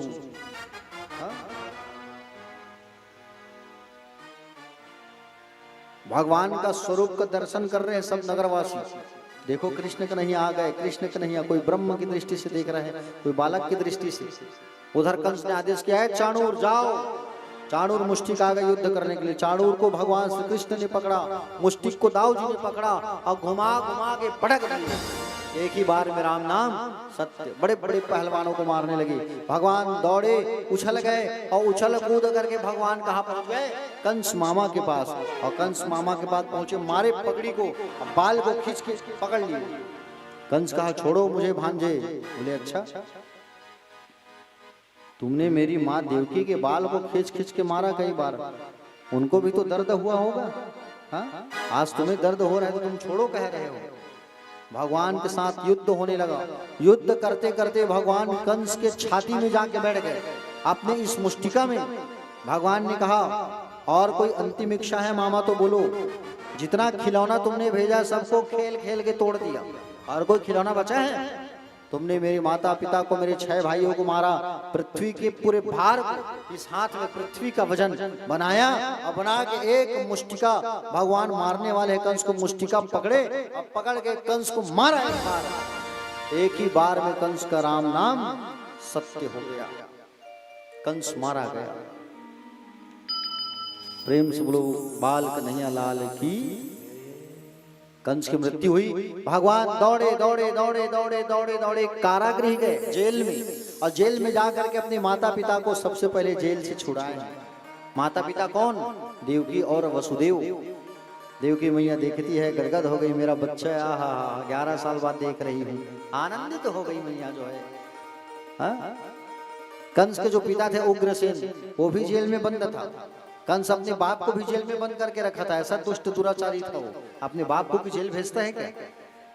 बाल कन्हैया लाल गए और कारागृह में जाके उसे भी जेल से मुक्त कराए, नाना उग्रसेन को। और भगवान जो है नंद बाबा और मित्र मंडली से कहा कि बोले नंद बाबा आप जो है चले जाओ वृंदावन और मैया से कहना मैं जल्दी लौट के आऊंगा। इधर भगवान श्री कृष्ण ने नाना उग्रसेन को मथुरा का राजा बनाया। अगर भगवान चाहते तो स्वयं भगवान मथुरा के राजा बन सकते थे, लेकिन नहीं, जिसका जो अधिकार है वो उसको मिलना चाहिए। लेकिन आज तो सब अधिकारों को छीनने में लगे हुए हैं, है कि नहीं? जिसका जो कार्य है वो वही करे तो शोभा देता है। भगवान नाना को राजा बनाए मथुरा के और भगवान मथुरा में रहने लगे। माता पिता ने विचार किया हमारा बेटा अभी तक स्कूल नहीं गया है। कौन? भगवान कन्हैया पढ़ने लिखने नहीं गए, 11 साल के हो गए, 11.5 साल। तो भगवान कन्हैया को भेजा गया उज्जैन सांदीपनी के आश्रम, और सांदीपनी के आश्रम जब भेजे गए तो भगवान वहां रह करके 64 दिन रहे हैं। भगवान कितने दिन? 64 डेज, 64 दिन भगवान रहे हैं। और 64 दिन में भगवान जो है एक एक कलाओं को अपने अंदर उतारे हैं। भगवान 64 कला 64 दिन में। 64 कला मीन्स खेलना ये भी एक कला है, लिखना ये भी एक कला है, बजाना ये भी एक कला है, बोलना ये भी एक कला है, धनुर्विद्या ये भी एक कला है, सब्जी पकाना, पकवान बनाना, फूलों का सेज बनाना, तैराकी करना, लड़ाई करना, बल विद्या, गदा विद्या, त्रिशूल विद्या, धनुष विद्या, ऐसा ऐसा सारे प्रकार के कलाओं को, विद्याओं को भगवान जो है 64 दिन में सीख गए। गुरुजी से कहा गुरुजी मैं आपको दक्षिणा देना चाहता हूँ। गुरुजी ने कहा मैं आपसे दक्षिणा नहीं ले सकता। गुरु माँ ने कहा बेटा मुझे दक्षिणा दोगे? कन्हैया ने कहा हाँ गुरु माँ बोलो क्या दक्षिणा चाहिए? तो भगवान से कहती है कि मेरा जो बेटा था, एक बेटा था मेरा, पुनर्दत्त नाम था उसका, वो बेटा जो है मेरा समुद्र में खो गया है लाला, उसे लाके दे दो। भगवान दौड़े दौड़े दौड़े दौड़े कहाँ गए? समुद्र गए। और समुद्र में जैसे गए भगवान तो वहां गुरु भाई नहीं मिला। बहुत ढूंढा भगवान ने, नहीं मिला। वरुण लोग गए, वहां भी नहीं मिले। समुद्र जब कूदे भगवान तो समुद्र में भगवान को शंख मिला। भगवान शंखधारी कहलाए। 5 जन्य नाम का भगवान शंख धारण किए और भगवान का नाम पड़ गया शंखधारी। बोलो शंखधारी भगवान की जय। शंखधारी बन गए भगवान। देखो शंख 2 प्रकार की होती है। शंख बजाते हैं घर में, शंख जो है घर में रोज बजना चाहिए। शंख जब बजता है घर में तो घर की जो निगेटिविटी है वो दूर होती है, ऋणात्मक शक्ति दूर होती है शंख बजने से। शंख 2 प्रकार की होती है। ये बायावर्ती शंख है, इसे बजाया जाता है, और दाहिनावर्ती जो होता है उसकी पूजा की जाती है। अभी धनतेरस आ रही है ना, ये उपाय बता रहा हूँ उसको करना।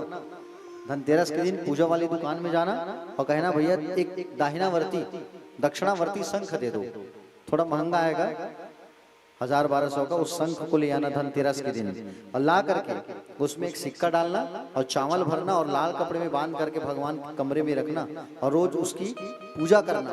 तो दाहिनावर्ती शंख जिसके घर में होता है उसके घर से माँ लक्ष्मी कभी नहीं जाती, याद रखना, ठीक है?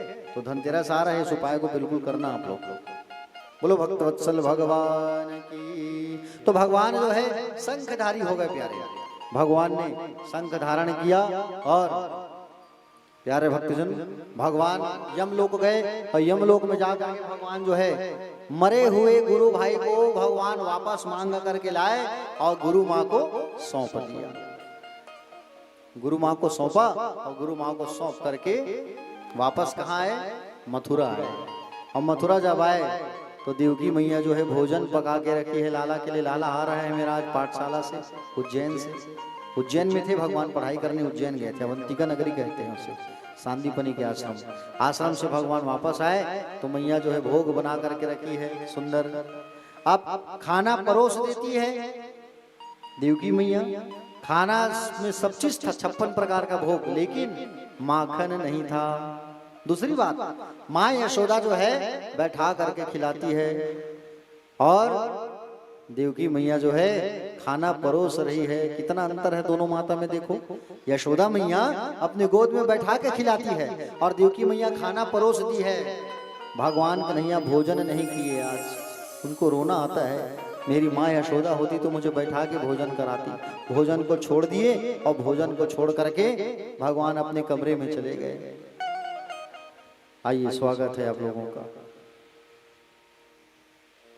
राजिम से हमारे शिष्य पधारे हैं श्री डोमन सोनकर जी, सहपत्नी सुंदर। इनके यहाँ हमारी कथा हुई थी सरोना में।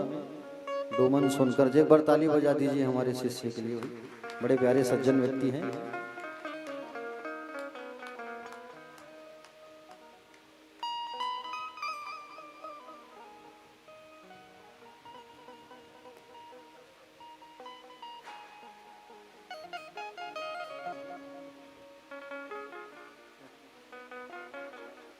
प्यारे भक्तजन, चलिए कथा में आ जाते हैं।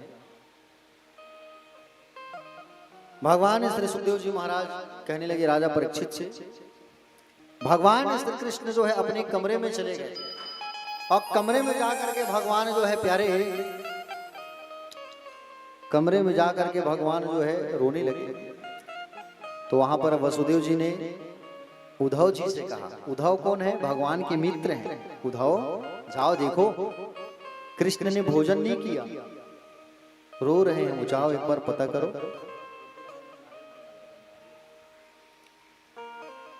तो प्यारे भक्तजन, उद्धव जी गए अंदर और उद्धव जी जा करके भगवान कन्हैया से पूछने लगे कि बोले क्या हो गया कृष्ण, तुम भोजन क्यों नहीं किए? तो प्यारे भक्तजन, इस पर आ जाओ, आ जाओ।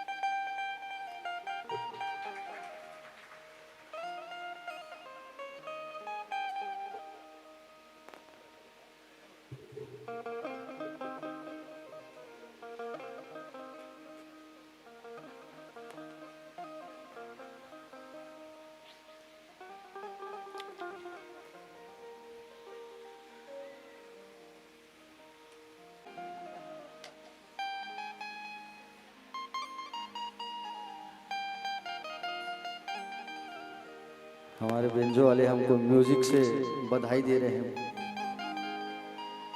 थैंक यू बेटा, थैंक यू। तो प्यारे भक्त, चलिए ये कथा में आ जाते हैं। उद्धव जी गए भगवान के पास और उद्धव जी जा करके भगवान श्री कृष्ण से पूछने लगे कि बोले आप भोजन क्यों नहीं किए, बात बताइए मुझे। भगवान श्री कृष्ण ने कहा कि बोले मुझे मेरे ब्रज की खूब याद आ रही है, मेरे ब्रज की मुझे खूब याद आ रही है उद्धव जी। आज मैं अपनी माँ यशोदा को कहा था कि 2 दिन में लौट के आऊंगा, आज 2 दिन से कितना दिन हो गया देखो आप। ब्रज वाले जब मुझे एक दिन नहीं देखते, 1 घंटा नहीं देखते तो पागल हो जाते हैं मेरे ब्रज वाले। आज मैं इतना दिन हो गया, मैं झूठ बोल करके यहाँ हूँ, मेरे ब्रज वाले मुझे याद कर रहे होंगे। पता है उद्धव जी, जब मैं बांसुरी बजाता था ना तो मेरी जितनी गाय हैं, गौ माता गैया, सब सुंदर चारा चरते थे। और जब मैं बांसुरी बजाना बंद कर देता था तो सिर उठा करके हिलाते थे, पुंछ हिलाते थे। आज मुझे मेरे ब्रज की बहुत याद आ रही है उद्धव जी। क्या आप मेरे ब्रज जा करके सूचना पहुंचा के आएंगे? आप, मैं चिट्ठी लिख रहा हूं उद्धव जी, आप क्या ब्रज जाएंगे? उद्धव ने कहा मैं जाऊंगा, लेकिन जल्दी आ जाऊंगा, एक दिन रहूंगा, वापस आ जाऊंगा, मेरे पास बहुत काम रहता है, मैं ज्ञानी हूं। ऐसा उद्धव कहता था। उद्धव पढ़ा लिखा था, अपने आप को ज्ञानी समझता था। आज भगवान उस ज्ञान के अहंकार को दूर करने के लिए भगवान उन्हें ब्रज भेज रहे हैं। समझ रहे हो ना?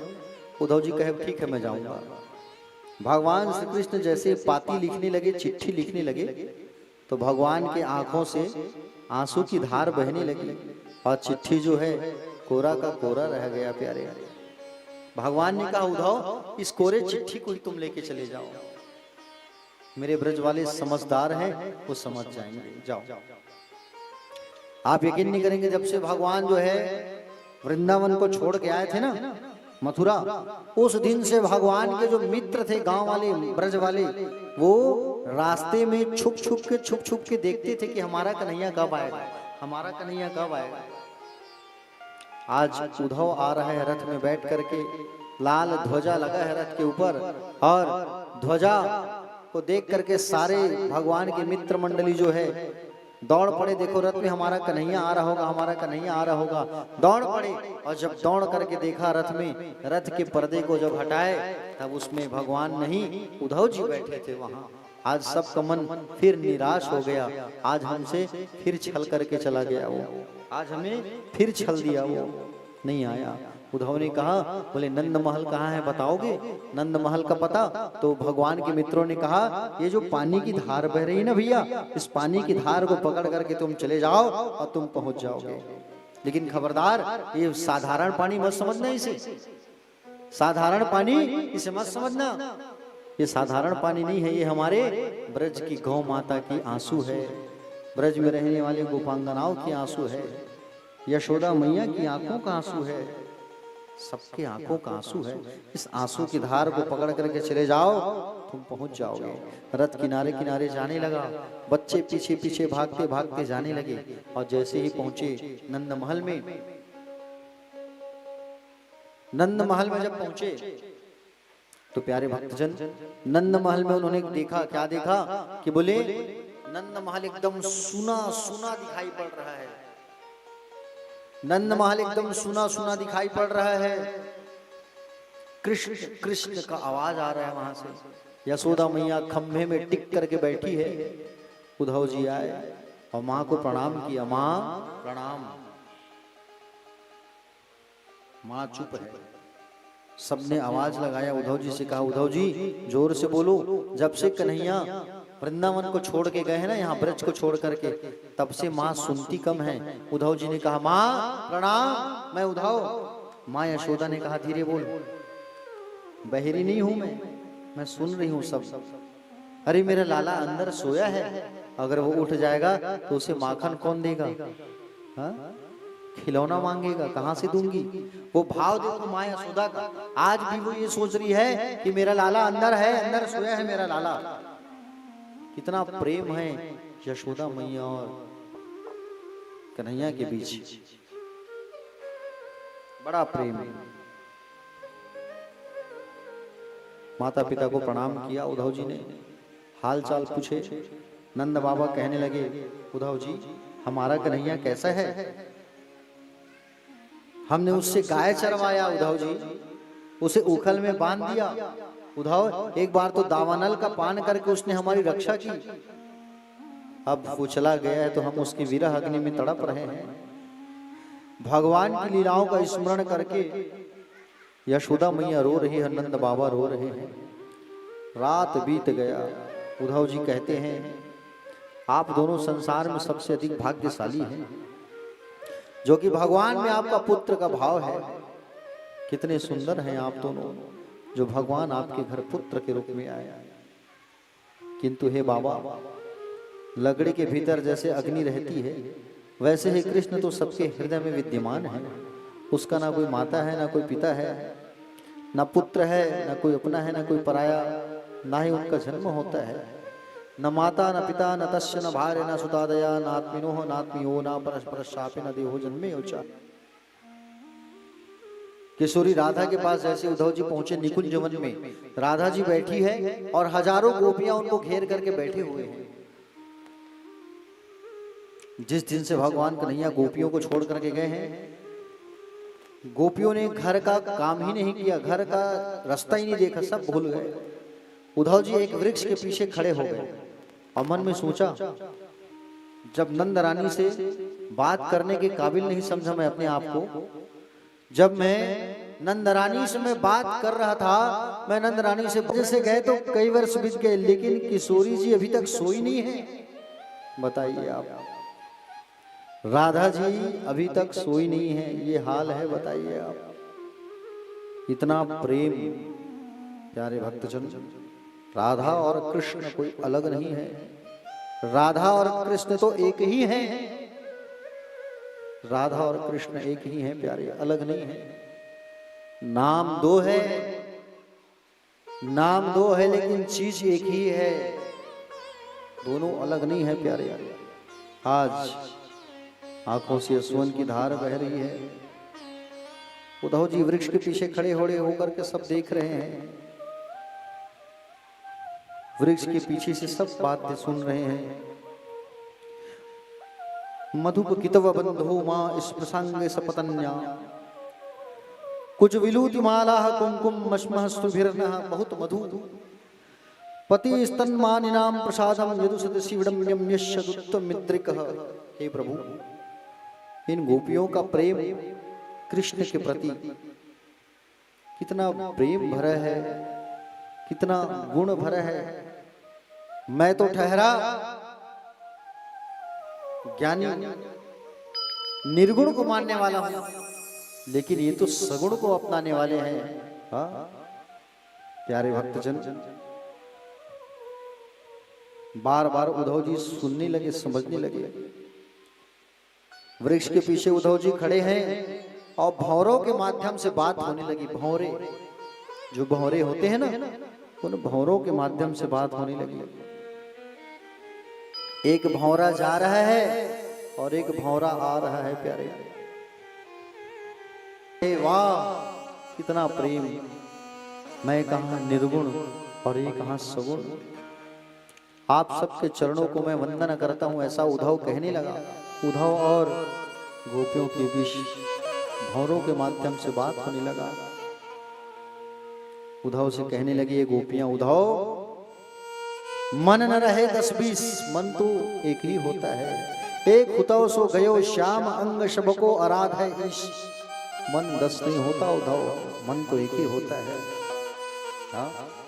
कृष्ण हमारा तन है, कृष्ण हमारा मन है, कृष्ण ही हमारा 8 याम है, कृष्ण ही हमारा 8 धाम, कृष्ण ही हमारा काम है। उद्धव प्यारे, निर्गुण और सगुण की बात चल रही है वहां। हाँ? अरे उद्धव, निर्गुण का अर्थ क्या होता है? निर्गुण का अर्थ होता है जिसमें प्राकृतिक गुण ना हो, और सगुण का अर्थ होता है जिसमें दिव्य गुण विद्यमान हो।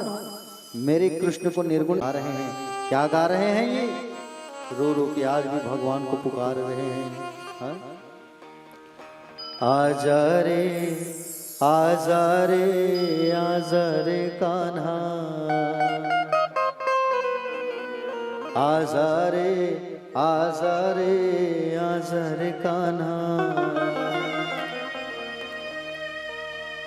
ओ कान्हा रे कान्हा रे, ओ कान्हा रे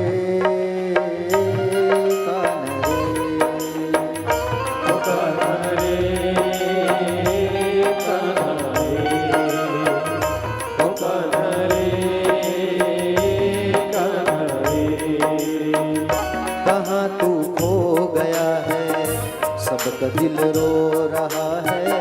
कहाँ तू खो गया है, सबका दिल रो रहा है। गोकुल को भूल गया क्या,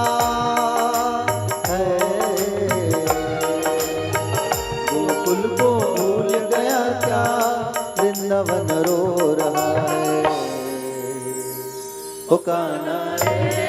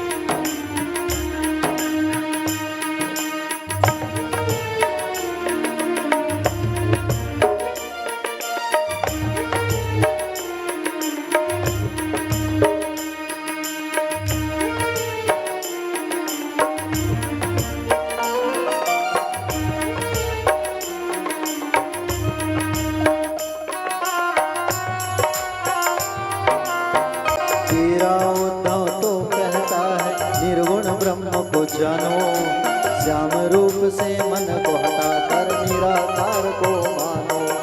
सच कहता है तेरा उद्धव कैसे उन्हें समझाए, मन नहीं होते 10-20 कान्हा कैसे उन्हें दिखलाए।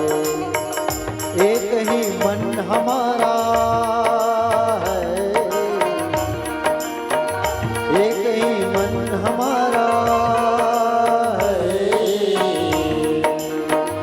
एक ही। प्यारे भक्तजन, उद्धव जी महाराज गोपियों के प्रेम को देखा, गोपियों के प्रेम को देख के प्रणाम करके कहा,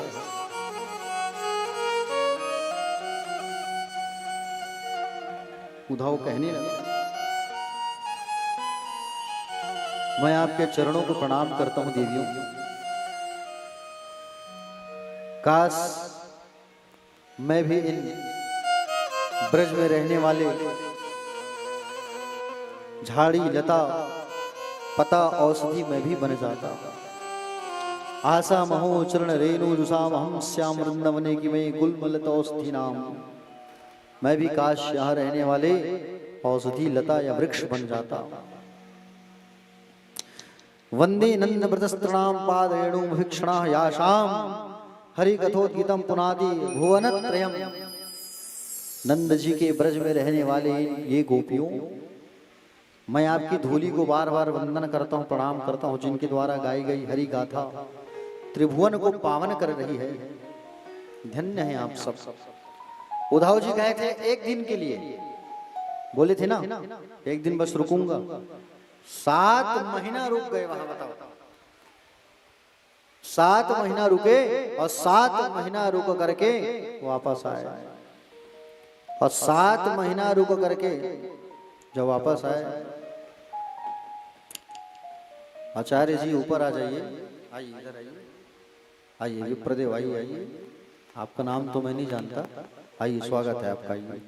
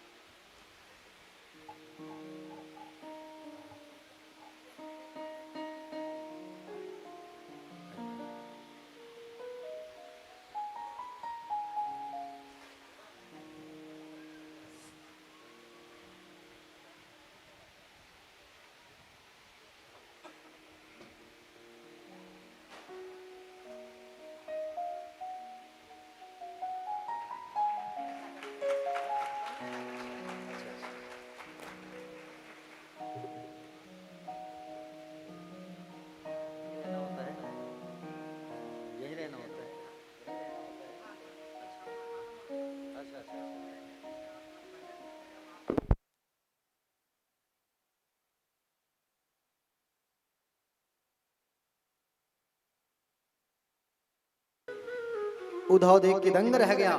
भगवान ने कहा उद्धव तुम कह रहे थे ना मैं कितना निष्ठुर हूं, देखो मैं अपने ब्रज वालों से अलग नहीं हो सकता, दूर नहीं हो सकता। मेरे ब्रज वाले तो मेरे साथ रहते हैं और मैं ब्रज में रहता हूं हमेशा। इसलिए वृंदावन धाम धाम नहीं, वृंदावन भगवान का घर है प्यारे, समझ रहे हो? हाँ। तो भगवान जो है मथुरा में रहने लगे। इधर कंस मारा गया। कंस की दो पत्नियां थी, अस्ति और प्राप्ति। अस्ति और प्राप्ति जो है प्यारे, अस्ति और प्राप्ति दोनों जाके अपने पिता से शिकायत किए। पिता का नाम है जरासंध। जरासंध से जाकर के कहे पिताजी बोले आपके दामाद को मारने वाला वो नंद का छोरा है, वसुदेव का बेटा जो मथुरा में है। जरासंध जो है 17 बार भगवान को मारने के लिए गया है सेना लेके, और 17 बार हार हार के आया है वापस। अब जा रहा है 18वीं बार फिर मारने भगवान को। लेकिन भगवान को मारने जा रहा है तो एक राक्षस को लेके जा रहा है। कौन से राक्षस? काल यवन। काल यवन नाम के राक्षस को लेके जा रहा है। अब भगवान को इसके साथ युद्ध करने जब आए तो भगवान ने देखा काल यवन आया है और काल यवन की मृत्यु मेरे हाथ नहीं है। काल यवन मेरे हाथ में नहीं लिखा इसका मौत, इसका मौत लिखा है मुचकुंद के हाथ में। मुचकुंद जी कहाँ है? प्रवर्सन पर्वत में सोए हैं, तो मुझे भागना होगा रण छोड़ के। भगवान दाऊ जी से कहे दाऊ जी चलो रण को छोड़ के भागते हैं। दाऊ जी कहे मैं क्यों भागूं, मैं नहीं भागने वाला। भगवान कहे ज्यादा होशियार मत बनो, अभी हमको भागना है, चलो। भगवान रण को छोड़ करके भागे और सेना लोग पीछा करने लगे। तो भगवान का नाम पड़ गया रणछोड़। रणछोड़ राय भगवान की। भगवान रणछोड़ राय बन गए प्यारे भक्तजन। और भागते भागते भगवान पर्वत पर चढ़ गए। पर्वत में एक गुफा था, वहां प्रवेश किए जहां मुचकुंद महात्मा सोए हुए थे। मुचकुंद महात्मा को ढक दिए पीला कपड़ा से, पीताम्बरी से, अपने दुपट्टा से, और भगवान पीछे जाके छुप गए। कालेवन राक्षस आया, देखा अभी तो भाग रहा था ये कृष्ण जो है अभी सोया है, लात मारा जोर से। और जैसे ही जब जोर से लात मारा वो हड़बड़ा करके उठ गया मुचकुंद महात्मा। देखा मुझे किसने जगाया, क्रोध के नेत्र से जब देखा और देख करके जला के मार दिया। किसको? काल्यवन। भगवान ने उनको मुक्ति प्रदान किया मुचकुंद को। भगवान ने सोचा मुझे यहाँ नहीं रहना चाहिए, मैं अपने लिए एक नगर निर्माण करूं। ऐसा कह करके भगवान अपने लिए नगर का निर्माण करते हैं। कौन से नगर का? समुद्र के पास गए और समुद्र के पास जाकर के भगवान ने विश्वकर्मा से कहा कि मुझे स्थान दो। समुद्र ने भगवान को स्थान दिया और विश्वकर्मा भगवान को बोल करके अपने लिए एक नगर का निर्माण कराया। उस नगर का नाम था द्वारिका नगरी। कौन सी नगरी? द्वारिका नगरी, जिसके राजा बन गए भगवान कृष्णचंद्र स्वयं। भगवान का नाम पड़ा द्वारिकाधीश। बोलो द्वारिकाधीश भगवान की। द्वारकाधीश नाम पड़ा भगवान का। द्वारकाधीश जाना आप लोग जरूर, गुजरात चारों धाम में से एक धाम है। प्यारे भक्तजन, भगवान द्वारिका में रहने लगे। आइए अब ज्यादा समय नहीं लूंगा, मैं विवाह की ओर आगे चलते हैं। विदर्भ नगर में एक राजा थे जिसका नाम था भीष्मक। भीष्मक महाराज जो थे उनके 5 पुत्र थे और एक बेटी थी। 5 भाइयों की एक बहन, रुक्माग्रज, रुक्मी, रुक्मकेश, रुक्माला, रुक्मरत, ये 5 भाई और 5 भाइयों की एक बहन जिसका नाम था रुक्मणी। क्या नाम था? रुक्मणी। भगवान द्वारकाधीश के साथ में इनके पिता जो है रुक्मणी मैया का विवाह करना चाहते थे, लेकिन ये बात रुक्मणी मैया के बड़े भाई रुक्मी को ये बात पसंद नहीं था, क्योंकि रुक्मी जो है भगवान कृष्ण से दुश्मनी करता था, द्वेष करता था। इसलिए अपने बहन का विवाह जो है वो शिशुपाल के साथ जाके फिक्स करके आ गया। किसके साथ? शिशुपाल के साथ जाके फिक्स करके आ गया। समझ रहे हो ना? और शिशुपाल आया और सगाई भी करके चला गया मैया से। शादी का तारीख और दिनांक सब निश्चित करके वापस चला गया। रुक्मणी मैया ये कभी नहीं चाहती थी कि मेरी शादी शिशुपाल के साथ हो। रुक्मणी मैया तो ये चाहती थी कि मैं द्वारिकाधीश को पति के रूप में प्राप्त करूं। रुक्मणी मैया जो है बड़ी बेचैन हो गई और बेचैन होकर के एक चिट्ठी लिखती है रुक्मणी मैया। हाँ, रुक्मणी मैया क्या लिखे है चिट्ठी में कि श्रुत्वा गुणान् भुवन सुंदर शृण्वतामते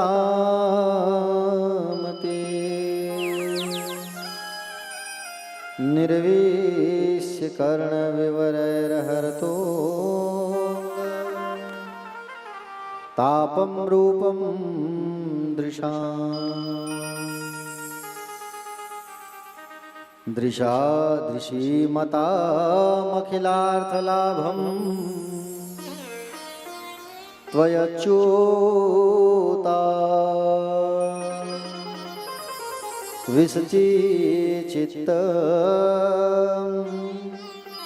चित्तं पत्रं मे च। हे भुवन सुंदर, हे द्वारिकाधीश, मैंने आपके गुणों को सुना है और आपके बारे में सुन करके मेरा जो चित्त है वो लज्जा छोड़कर आप में प्रवेश कर गया है। हे प्रभु, यदि आप कहें कि तुम तो अंतःपुर के पर्दे में रहती हो, अतः तुम्हारी भाइयों को मारे बिना विवाह कैसे हो, तो मैं आपको उपाय बता रही हूँ, सुनो। विवाह के एक दिन पहले हमारे यहाँ लड़की कुल देवी की पूजा करने जाती है, गिरजा पूजा के लिए जाती है। हे कमल नयन, यदि आप मुझे नहीं मिले तो मैं प्राण त्याग दूंगी, किंतु और किसी से मैं विवाह नहीं करूंगी। भगवान श्री कृष्ण के लिए चिट्ठी लिखती है और चिट्ठी को दे करके किसी कहीं सुदेव नाम के ब्राह्मण देवता को, और ब्राह्मण देवता को अपनी शक्ति से मैया पहुंचा दी द्वारिका, और द्वारिका पहुंचाई, और द्वारिका पहुंचा करके मैया जो है चिट्ठी भेज दी। इधर शिशुपाल बारात लेकर के आ गया एक दिन 2 दिन पहले, और सेना लेके आया है। हाँ, समझ रहे हो ना, उसको डर है कहीं मेरी पत्नी का, होने वाली पत्नी का हरण मत हो जाए। सुदेव नाम के ब्राह्मण देवता चिट्ठी लेके द्वारिका गए, भगवान श्री कृष्ण चंद्र को चिट्ठी दिए, और श्री कृष्ण चंद्र जी चिट्ठी पढ़े और चिट्ठी को वहीं छोड़ दिए, भूल गए। और दारुक से कहा दारुक रथ निकालो, रथ में बैठ के भगवान निकल गए। चिट्ठी को पढ़ लिए बड़े भैया दाऊ जी बलराम जी। अब बलराम जी चिट्ठी को पढ़े और चिट्ठी को पढ़ करके अक्षिणी सेना तैयार करके जा रहे हैं, क्योंकि मालूम है शादी हो रहा है तो लड़ाई जरूर होगा, क्योंकि इनके खानदान की परंपरा है। जब जब जिनकी शादी हुई है कृष्ण वंश में, चंद्र वंश में लड़ाई बहुत हुआ है। हाँ, तो मालूम है लड़ाई होगा, मुझे जाना होगा। पीछे पीछे दाऊ जी सेना तैयार करके जा रहे हैं, और प्यारे भक्तजन इधर शिशुपाल आ गया बारात लेके, और रुक्मणी मैया जा रही है गौरी माता के मंदिर पूजा करने के लिए। हाँ? गौरी माता के मंदिर जा रही है पूजा करने के लिए मैया जो है। हाँ? अपनी सखियों के साथ में रुक्मणी मैया जा रही है गौरी मैया के पूजन के लिए। बोले रुक्मणी मैया की, अम्बे मात की जय। ओ बिगड़ी मेरी बना दे,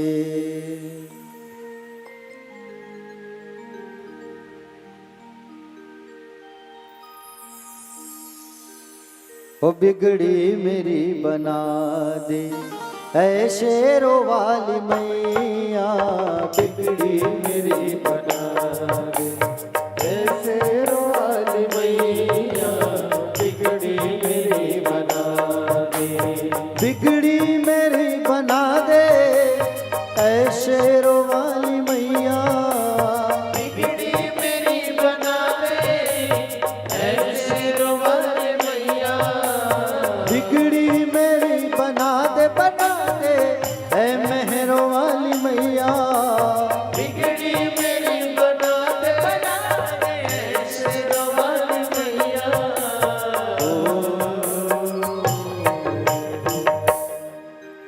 अपना मुझे बना ले, अपना मुझे बना ले, ऐ मेहरों वाली मैया बिगड़ी मेरी बना दे, ऐ शेरों वाली मैया बिगड़ी मेरी बना दे।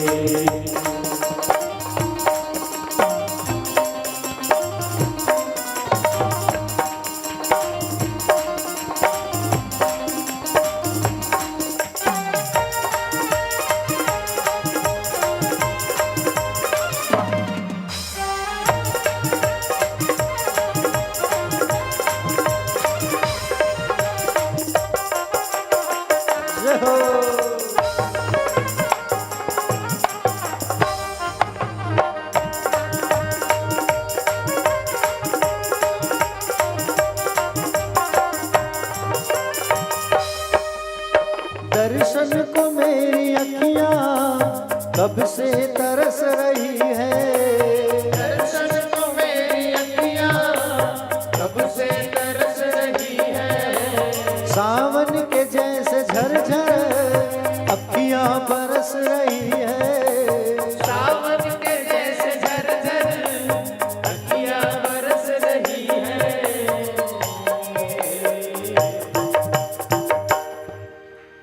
ओ दर पे मुझे बुला ले, दर पे मुझे बुला ले, ऐ शेरों वाली मैया बिगड़ी मेरी बना दे। ऐसी वाली मैया बिगड़ी मेरी बना दे।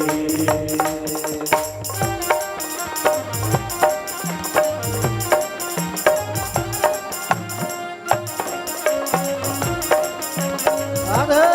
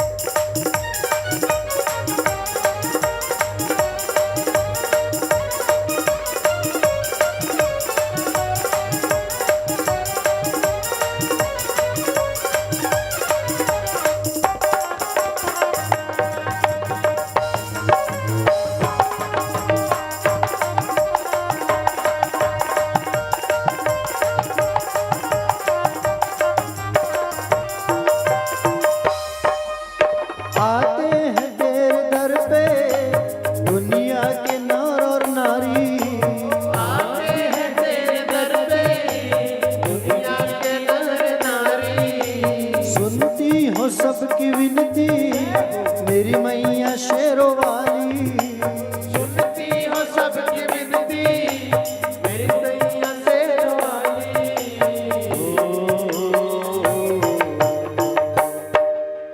मुझको दर्श दिखा दे, मुझको दर्श दिखा दे, ऐ शेरों वाली मैया बिगड़ी मेरी बना दे। ऐ शेरों वाली मैया बिगड़ी मेरी बना दे। बिगड़ी मेरी बना दे, ऐ शेरों वाली मैया बिगड़ी मेरी बना दे। ऐ शेरों वाली मैया बिगड़ी मेरी बना दे, बना दे, ऐ शेरों वाली मैया बिगड़ी मेरी बना दे। ऐ शेरों वाली मैया अपना मुझे बना ले मैया जी, मैया ले अपना मुझे बना ले, ऐ मेहरों वाली मैया बिगड़ी मेरी बना दे। ऐ शेरों वाली मैया बिगड़ी मेरी बना दे। ऐ शेरों वाली मैया बिगड़ी मेरी बना दे। ऐ शेरों वाली मैया बिगड़ी मेरी बना दे। ऐ शेरों वाली मैया बिगड़ी मेरी बना दे। ऐ शेरों वाली मैया बिगड़ी मेरी बना दे। ऐ शेरों वाली मैया बिगड़ी मेरी बना दे।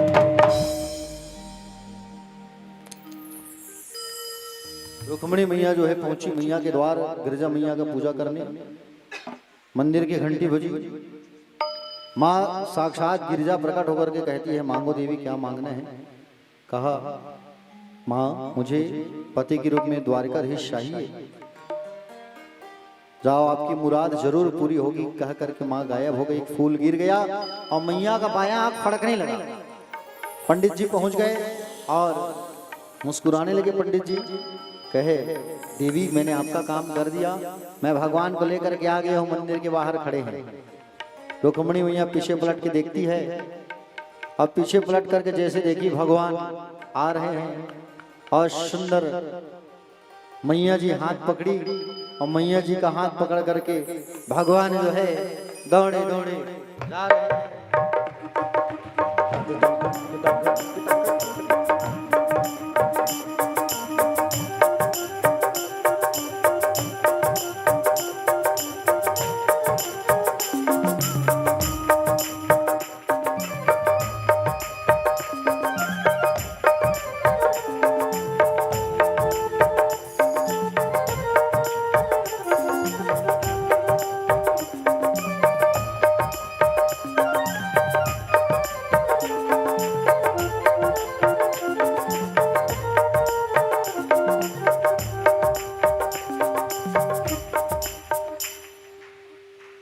भगवान जो है आए और रथ में सवार होकर के मैया जाने लगी। जो सैनिक आए हुए थे माँ को लेकर के वो सैनिक देखते रह गए। रुक्मिणी मैया को पकड़ना छोड़ करके भगवान की सुंदरता को देखने लगे। अरे देखो वो राजकुमार कितना सुंदर लग रहा है, देखो देखो देखो कितना सुंदर मोती का माला पहना है, कानों में कुंडल पहना है, कितना सुंदर हार पहना है, देखो देखो। एक कहता है अरे पकड़ो हमारी मैया को लेके जा रहे हैं, पकड़ो पकड़ो। उतने में रुक्मिणी मैया के भाई आ गए, रुक्मी, और रुक्मी के साथ में माता जी बोले भगवान का युद्ध होने लगा। भगवान मारने लगे जैसे ही तो रुक्मिणी मैया पैरों में गिर गई, कही प्रभु ये मेरे बड़े भैया हैं, इसे मत मारो, और ये आपके लायक नहीं है, मारो उसे जो आप लायक हो, छोड़ दो इसे। भगवान उसके बालों को काट दिए और बालों को काट करके अर्धमुंडन करके उनको छोड़ दिए, और अर्धमुंडन करके उनको छोड़ दिए वहीं। और भगवान लेके चले गए मैया को, और मैया को जब लेकर के गए तो प्यारे भक्तजन उधर से फिर नारद जी आए और रुक्मी को समझाए, रुक्मिणी मैया के भाई को, तुम्हारी बहन कोई साधारण नहीं है, साक्षात लक्ष्मी है, और लक्ष्मी का शादी नारायण के साथ होना चाहिए, वो नारायण है, बात को समझो। वापस मैया को लाया गया और फिर कुमकुम पत्रिका द्वारिका भेजा गया, तब भगवान जो है बारात लेकर के आएंगे। ठीक है, अब रुक्मिणी मैया का जो शादी है वो विधिवत हुआ है। कैसे हुआ है? विधिवत है। और शादी की तैयारियां होने लगी और रुक्मिणी मैया अपनी सखियों से कहने लगी, आओ मेरी सखियों मुझे सुंदर सजा दो और मुझे श्याम सुंदर की दुल्हन बना दो, ऐसा सुंदर कहने लगी। आइए अब विवाह की इस परंपरा को आगे बढ़ाते हैं। बोले बांके बिहारी लाल की जय।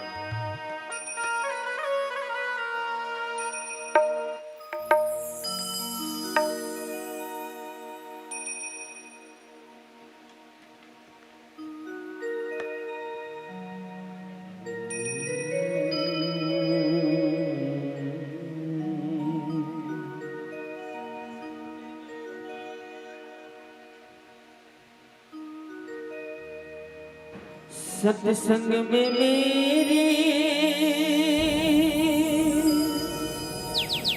बात चलाई,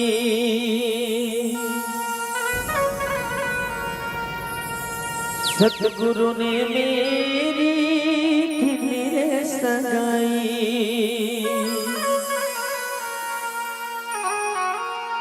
और उनको बुला के हंसने बातों करा दो, उनको बुला के हंसने बातों करा दो।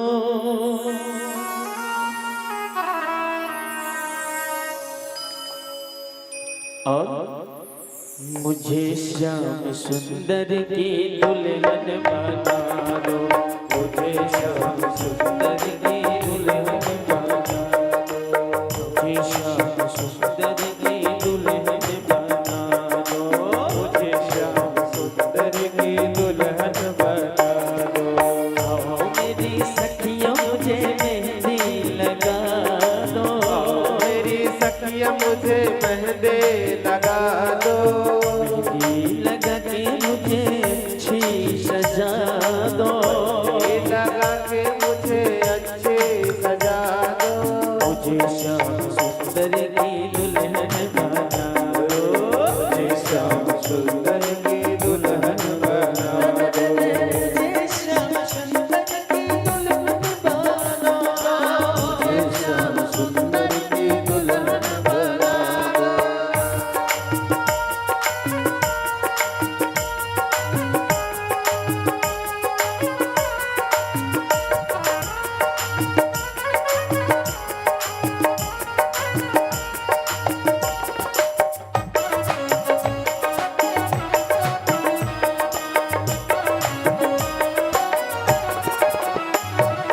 सत्संग में मेरी बातें चलाई, मेरे बात सदाए, सतगुरु में मेरी इंद्रिय सगाई, मेरे इंद्रिय सगाए, सत्संग में मेरी बातें चलाई, सत्संग में मेरी बात चलाई, सतगुरु ने मेरी सगाई, सतगुरु ने मेरी बिगड़ी सजाए, तुमको बुला के हाथ ले बातों करा दो, बुला के हाथ ले बातों करा दो, तुमको बुला के हाथ ले बातों करा दो, बुला के हाथ ले बातों करा दो, मुझे श्याम सुंदर की दुल्हन बना दो, मुझे श्याम सुंदर की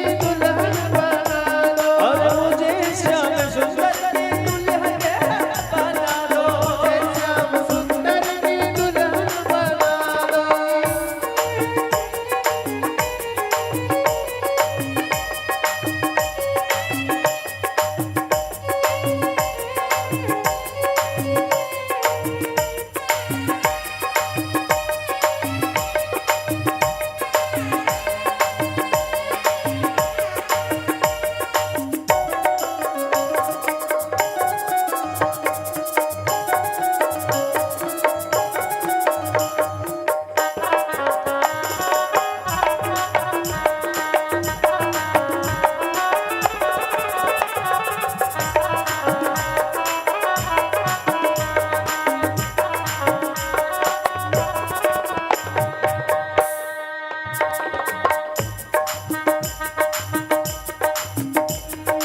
ऐसी और चुनरी जो रंग ना छोड़े, चुनरी जो रंग ना छोड़े, ऐसा वरो दुल्हा जो कब हो न छूटे, दुल्हा जो कब हो न छूटे, ऐसी और चुनरी जो रंग ना ही छूटे, और चुनरी जो रंग ना ही छूटे, ऐसा वरो दुल्हा जो कब हो न छूटे, दुल्हा जो कब हो न छूटे, अटल सुहाग वाली विधिया लगा दो, सुहागन वाली विधिया लगा दो, अटल सुहाग वाली विधिया लगा दो, मुझे श्याम सुंदर की दुल्हन बना दो, मुझे श्याम सुंदर की दुल्हन बना दो, मुझे श्याम सुंदर की दुल्हन बना दो, मुझे श्याम सुंदर की दुल्हन बना दो, मुझे श्याम सुंदर की दुल्हन बना दो, मुझे श्याम सुंदर की दुल्हन बना दो, मुझे श्याम सुंदर की दुल्हन बना दो, मुझे श्याम सुंदर की दुल्हन बना दो, मुझे श्याम सुंदर की दुल्हन बना दो, मुझे श्याम सुंदर की दुल्हन बना दो, मुझे श्याम सुंदर की दुल्हन बना दो, मुझे श्याम सुंदर की दुल्हन बना दो, मुझे श्याम सुंदर की दुल्हन बना दो।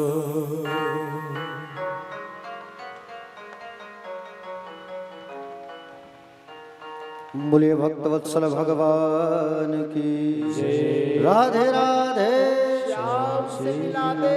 आइए अब हमारे बीच भगवान द्वारिका नरेश द्वारिकाधीश का आगमन हो रहा है। एक बार सब लोग ताली बजा के स्वागत करो। बारात आ रही है और बारात जब आए तो बिल्कुल सबको नाचते गाते हुए बारात को लेकर के आना है और धूमधाम से जीवन को धन्य बनाना है। आइए बड़ी सुंदर आरती के साथ लाएंगे। परीक्षित जी और माता जी उठ जाइए और आरती के साथ आरती करते हुए आपको लाना है द्वारिकाधीश जी को। तो माता जी अपना स्थान से उठ जाएंगे, कुमकुम आरती दे दीजिएगा।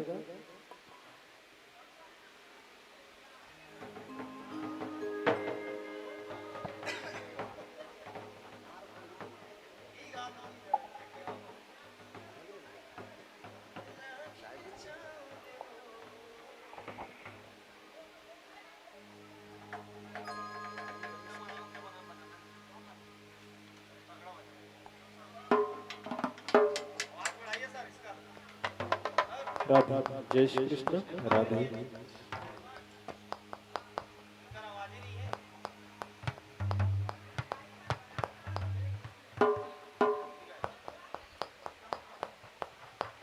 और कल जो है आज की तो कथा यहाँ विराम हो गया। कल भगवान के अनेकानेक विवाह की चर्चा होगी, सुदामा चरित्र होगी कल, और कल तुलसी वर्षा भी होगा कल। तो तुलसी लेकर के आएंगे और सुदामा जी के लिए चने की पोटली, चावल आदि की पोटली बना के लाना है कल आप लोगों को। तुलसी वर्षा होगा और कल चढ़ोत्री का भी कार्यक्रम है और कल नगर भ्रमण भी होगा, ठीक है। और कल थोड़ा समय जल्दी रहेगा, जल्दी बैठेंगे कल। जैसे कथा जो है 2:30 बजे चालू होता था, है ना, तो कल कोशिश करेंगे कि 1 बजे प्रारंभ हो जाए, कोशिश रहेगी, ठीक है।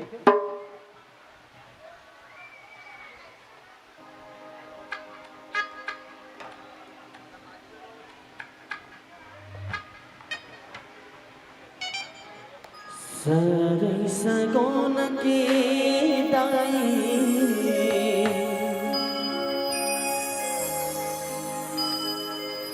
मड़वा छावले वो।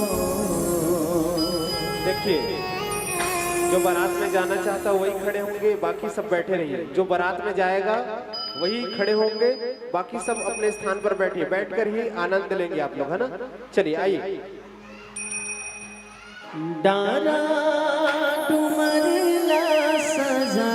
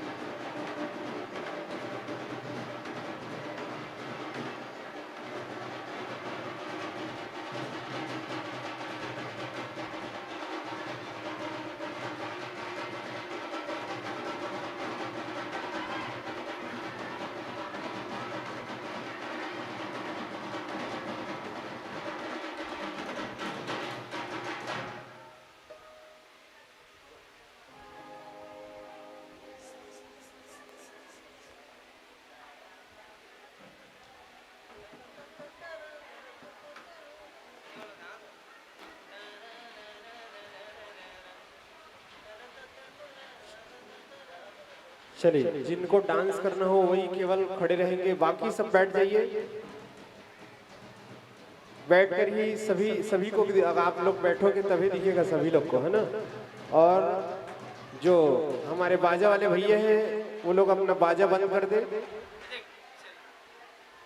जो बाजा वाले भैया हैं अपना बाजा बंद कर दे। अब हमारी जो संगीत है, संगीत के साथ प्रारंभ होगी हमारी इस श्री द्वारिकाधीश जी की शुभ विवाह। तो जिनको डांस करना हो केवल वही खड़े होंगे, बाकी अपने स्थान पर बैठ जाइए। निवेदन करो सभी भक्तों से, सभी माताओं से। अगर हिंदी नहीं समझ आ रहा होगा तो छत्तीसगढ़ में बोलूंगा।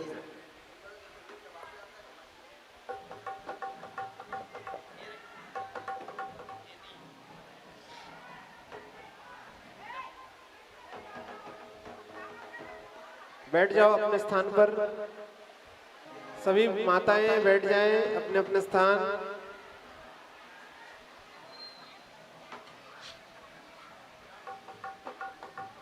हाँ, जिनको नृत्य करना हो, डांस करना हो, केवल वही खड़े रहेंगे। और सुवासिन डेढ़ी नेके जन होते, 10 जन नहीं होता ही। तो आप लोग बैठ जाओ हैं। हाँ, चलो बैठ जाओ।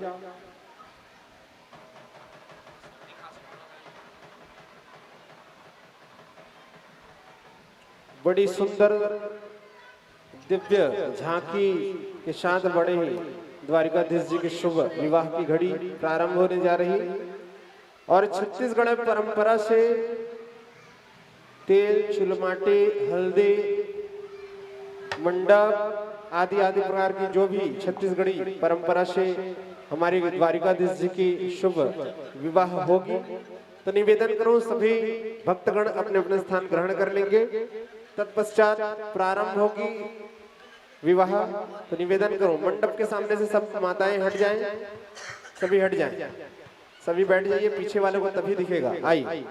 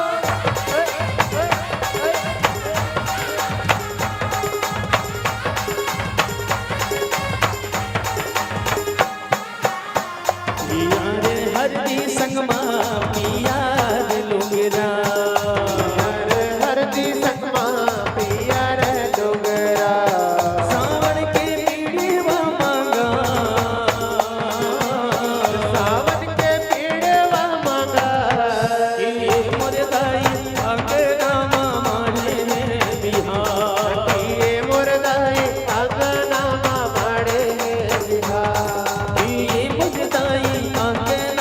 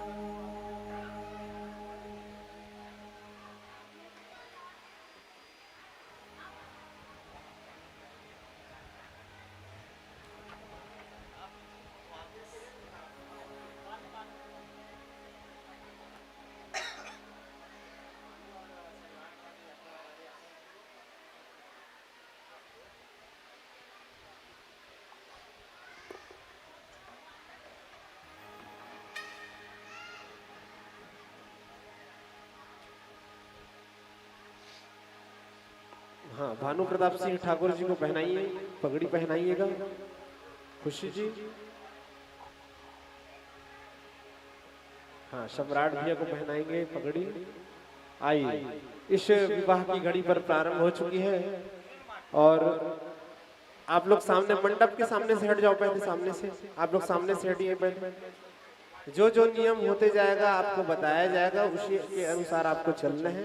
निवेदन करूं सभी बैठकर ही देखेंगे। हाँ, जो घर के आदमी हैं वही सामने खड़े रहेंगे और द्वारिकाधीश जी और मैया रुक्मणी सामने दिखनी चाहिए ना, सब भक्तों को दिखनी चाहिए, ऐसे खड़े होंगे आप लोग, है ना। आइए प्रारंभ करते हैं अब शुभ विवाह।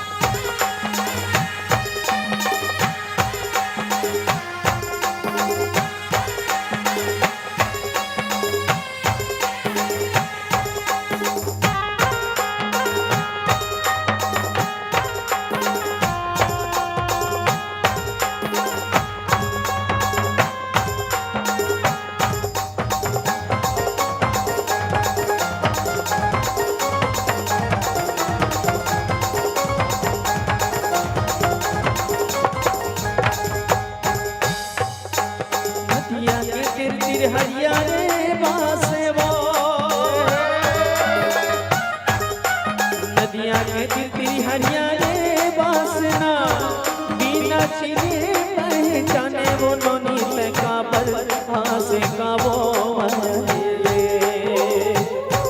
माया ले दे माया रूपी रीत वाले कारे माया ले दे माया रूपी रीत वाले का वो माया ले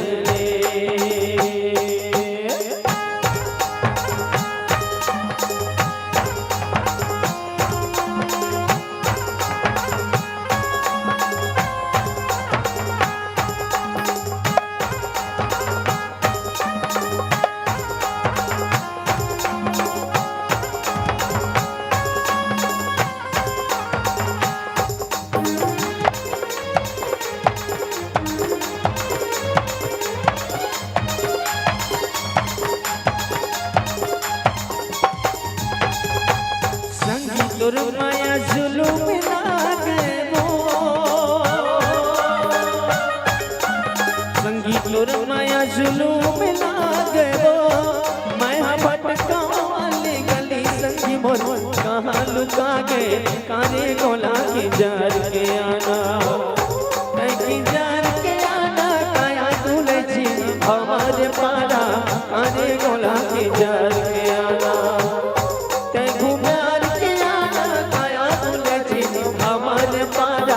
कारे गोला की जार के आना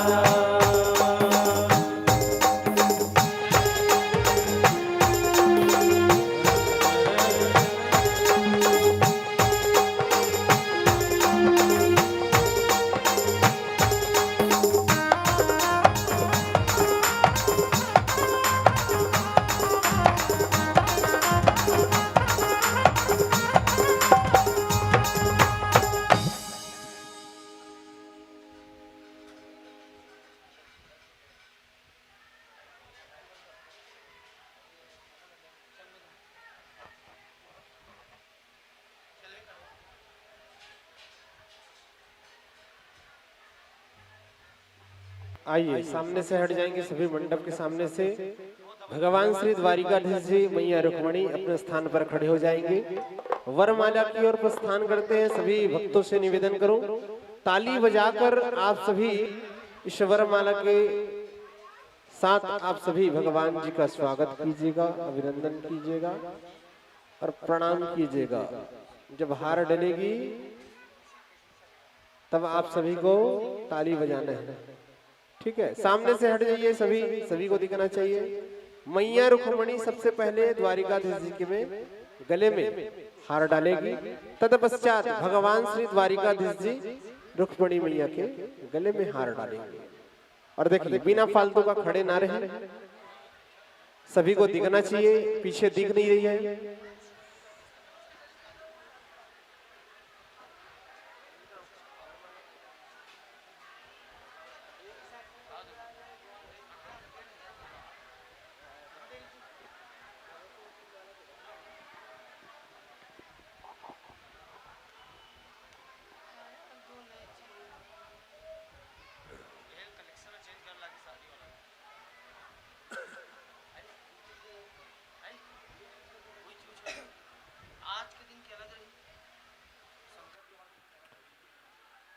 बोल वृंदावन बिहारी लाल के, भागवत भगवान के।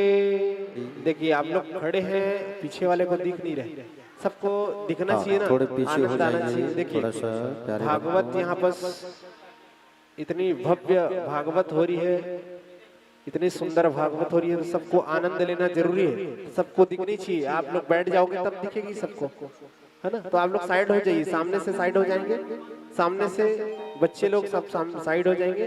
आइए चलिए प्रारंभ करते हैं अपन। बोला वृंदावन बिहारी लाल की, भागवत भगवान की। तदेव लग्नम श्रुदिनम तदेव ताराबलं चंद्रबलं तदेव विद्याबलं देहबलं तदेव लक्ष्मीपतिर्ङ्गबलं शीघ्रयोग स्मरामि। मंगलम भगवान विष्णु मंगलम गरुड़ध्वज मंगलम पुंडरीकाक्ष मंगलायतनो हरि। द्वारिकाधीश जी भगवान के, श्री राधा रानी सरकार के। चलिए, ये हुई वरमाला। अब सभी जितने भी यहाँ पर खड़े हुए हैं सभी बैठ जाइए, बैठकर आनंद लेंगे। हाँ, जिनको डांस करना हो केवल वही खड़े होंगे, जिनको भगवान के इस शुभ विवाह पर नृत्य करना हो वही सामने खड़े होंगे, नहीं तो सब बैठकर ही आनंद ले। क्योंकि भागवत रोज रोज नहीं होगी, केवल यहाँ हम लोग 8 दिन के लिए आए हैं और 7 दिन की कथा होती है ना। तो आज की जो झांकी है सभी को दिखनी चाहिए, जो कोने कोने में बैठे हैं, ऊपर बैठे हैं, नीचे बैठे, सभी को दिखनी चाहिए। निवेदन करूं सभी भक्तगण अपना अपना स्थान ग्रहण कर लेंगे। जिनको डांस करना हो केवल वही खड़े होंगे। आइए, विवाह की जो घड़ी है आगे बढ़ाते हैं। परीक्षित जन सामने आ जाएंगे द्वारिकाधीश जी के सामने। और आइए, रुक्मणी मैया को अपनी कन्या मानते हुए कन्यादान का आप दोनों को संकल्प करना है। आइए, हाथों में पुष्प ले लेंगे, अक्षत ले लेंगे और आइए कन्या मानते हुए रुक्मणी मैया को अपनी कन्या मानते हुए